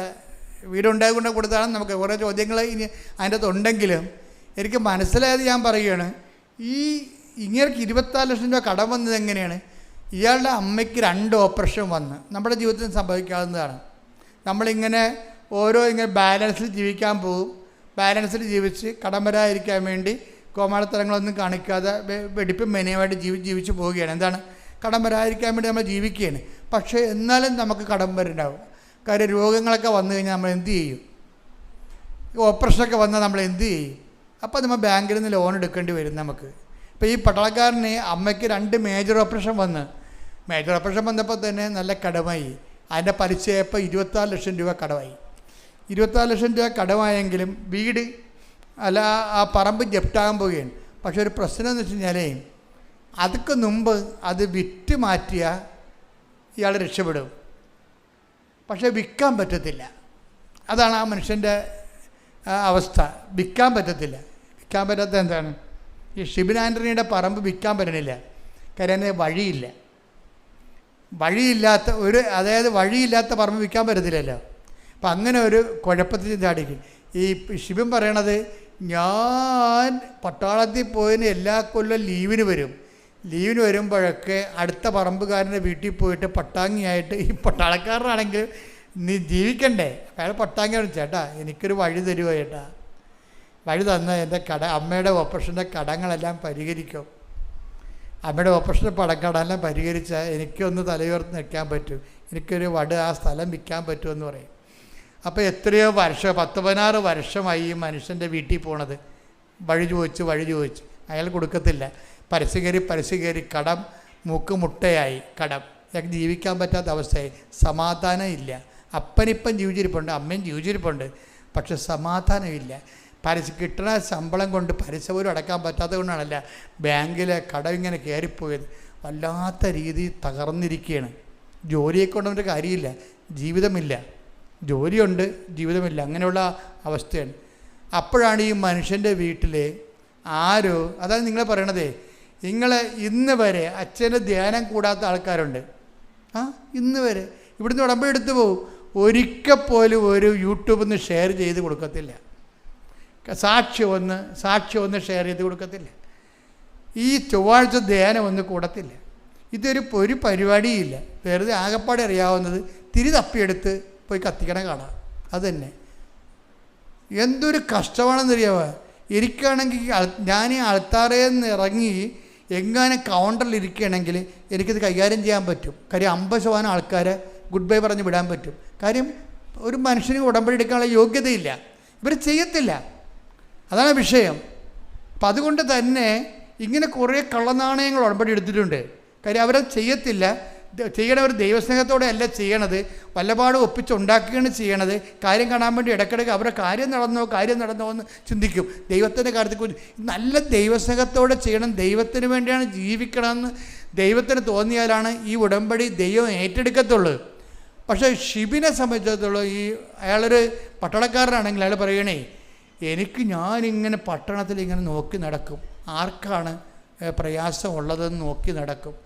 ഞാൻ ഉടമ്പടിയിലല്ലേ, അപ്പം നോക്കി നടക്കുന്നതിന് എന്ത് ചെയ്താൽ ഞാനൊരു പഞ്ചാബുകാരനെ കണ്ടുപിടിച്ച്, അയാൾ എപ്പോഴും ഒരു മരച്ചോട്ടി ഇരിപ്പുണ്ട്, പാവപ്പെട്ടവനാണ്, ധർമ്മക്കാരനാണ്. അപ്പം ഞാൻ എന്ത് ചെയ്യും, എൻ്റെ ഇൻ്റർവെല്ല് ഉണ്ടാക്കി എല്ലാ ദിവസവും ആവശ്യമായ ഭക്ഷണം ഞാൻ കൊടുക്കും. അതാണ് അയാൾ പട്ടാളക്കാരനാണ്, അയാൾ ഡ്യൂട്ടിയിലാണ്. ഡ്യൂട്ടിയിൽ നിന്ന് സമയം കണ്ടുപിടിച്ചിട്ട് ഈ മരച്ചോട്ടി റോഡ് സൈഡിലിരിക്കുന്ന ഗ്രാമങ്ങളിലിരിക്കുന്ന പട്ടാളക്കാർ ഈ പഞ്ചാബുകാരന് അയാൾ തിരക്കി പോയിട്ട് അയാൾക്ക് ഈ ഭക്ഷണം കൊടുക്കും.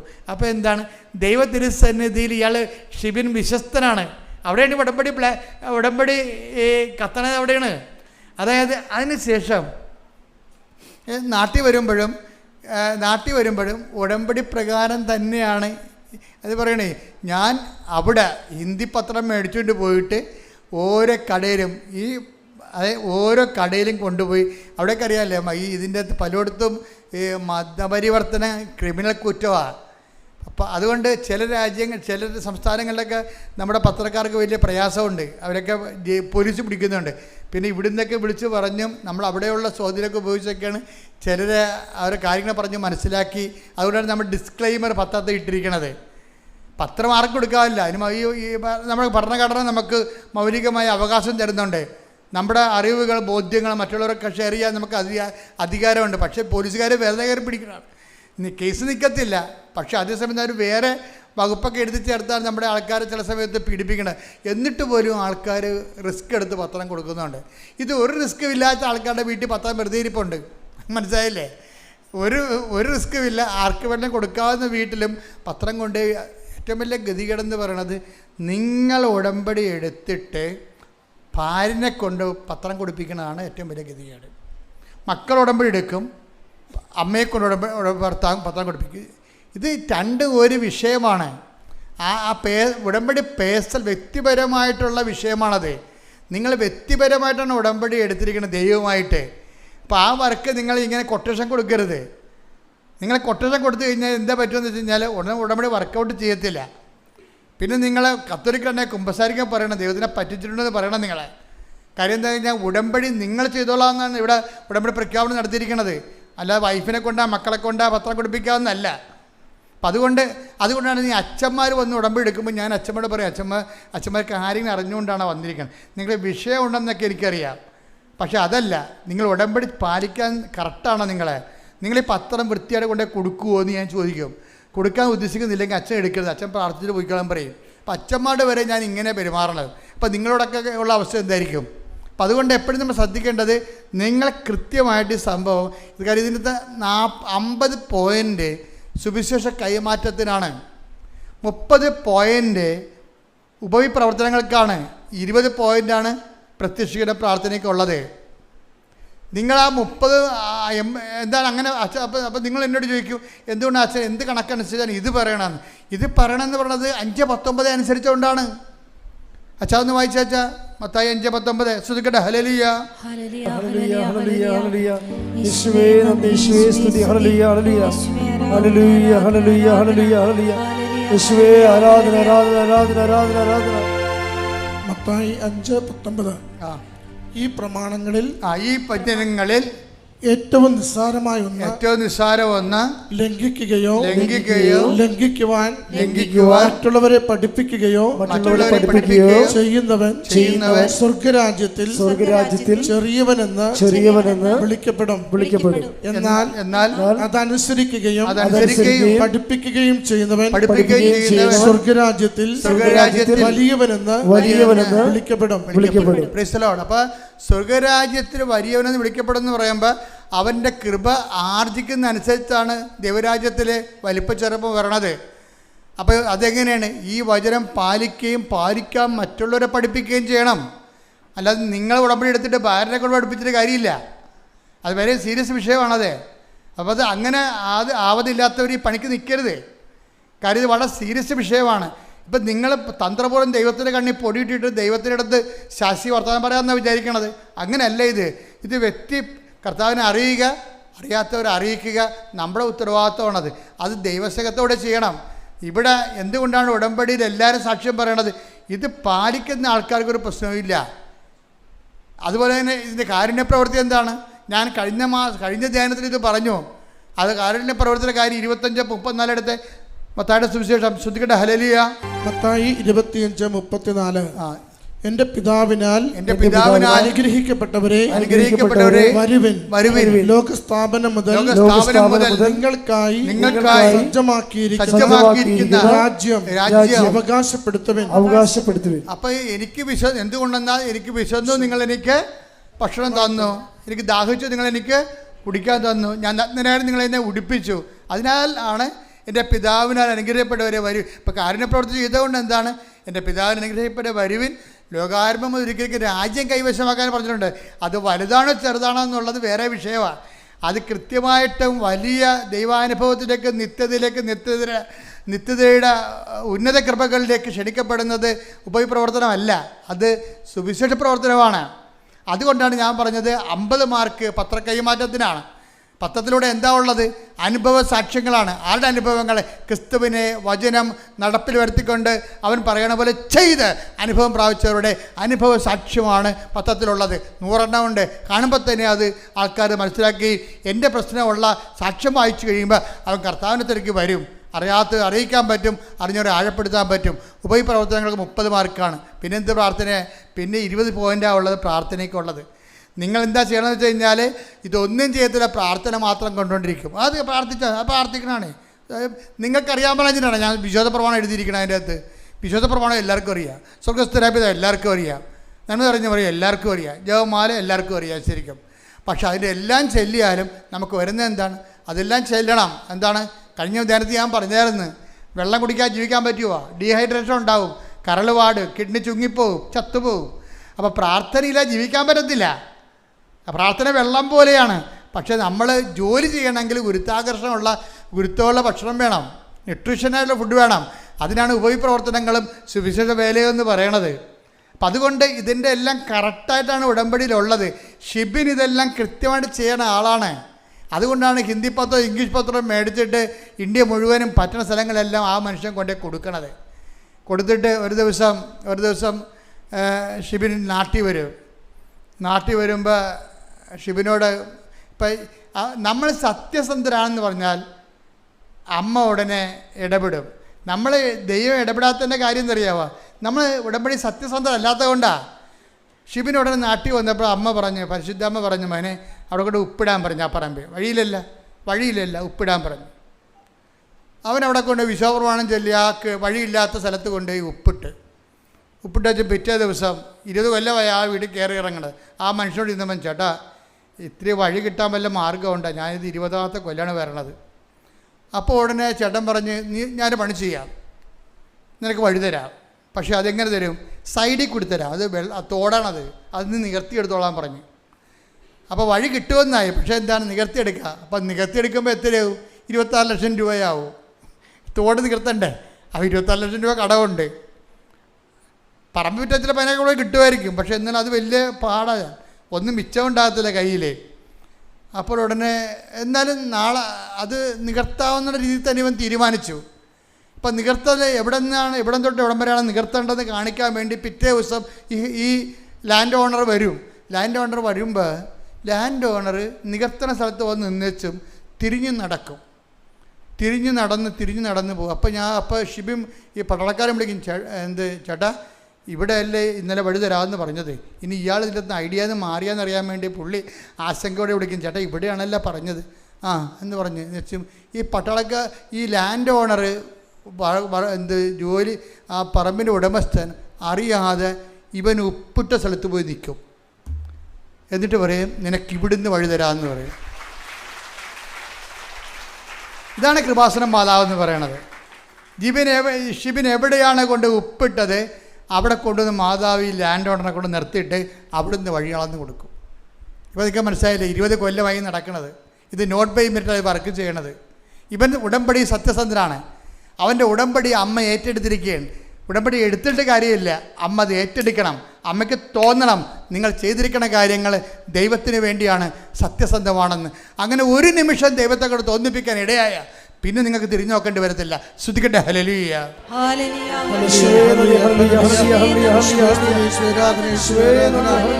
ഉടമ്പടി വിശ്വസ്തയോടെ ജീവിക്കുവാൻ സഹായിക്കുന്ന വിശ്വാസം കൈമാറിക്കൊണ്ട് അവിടുത്തെ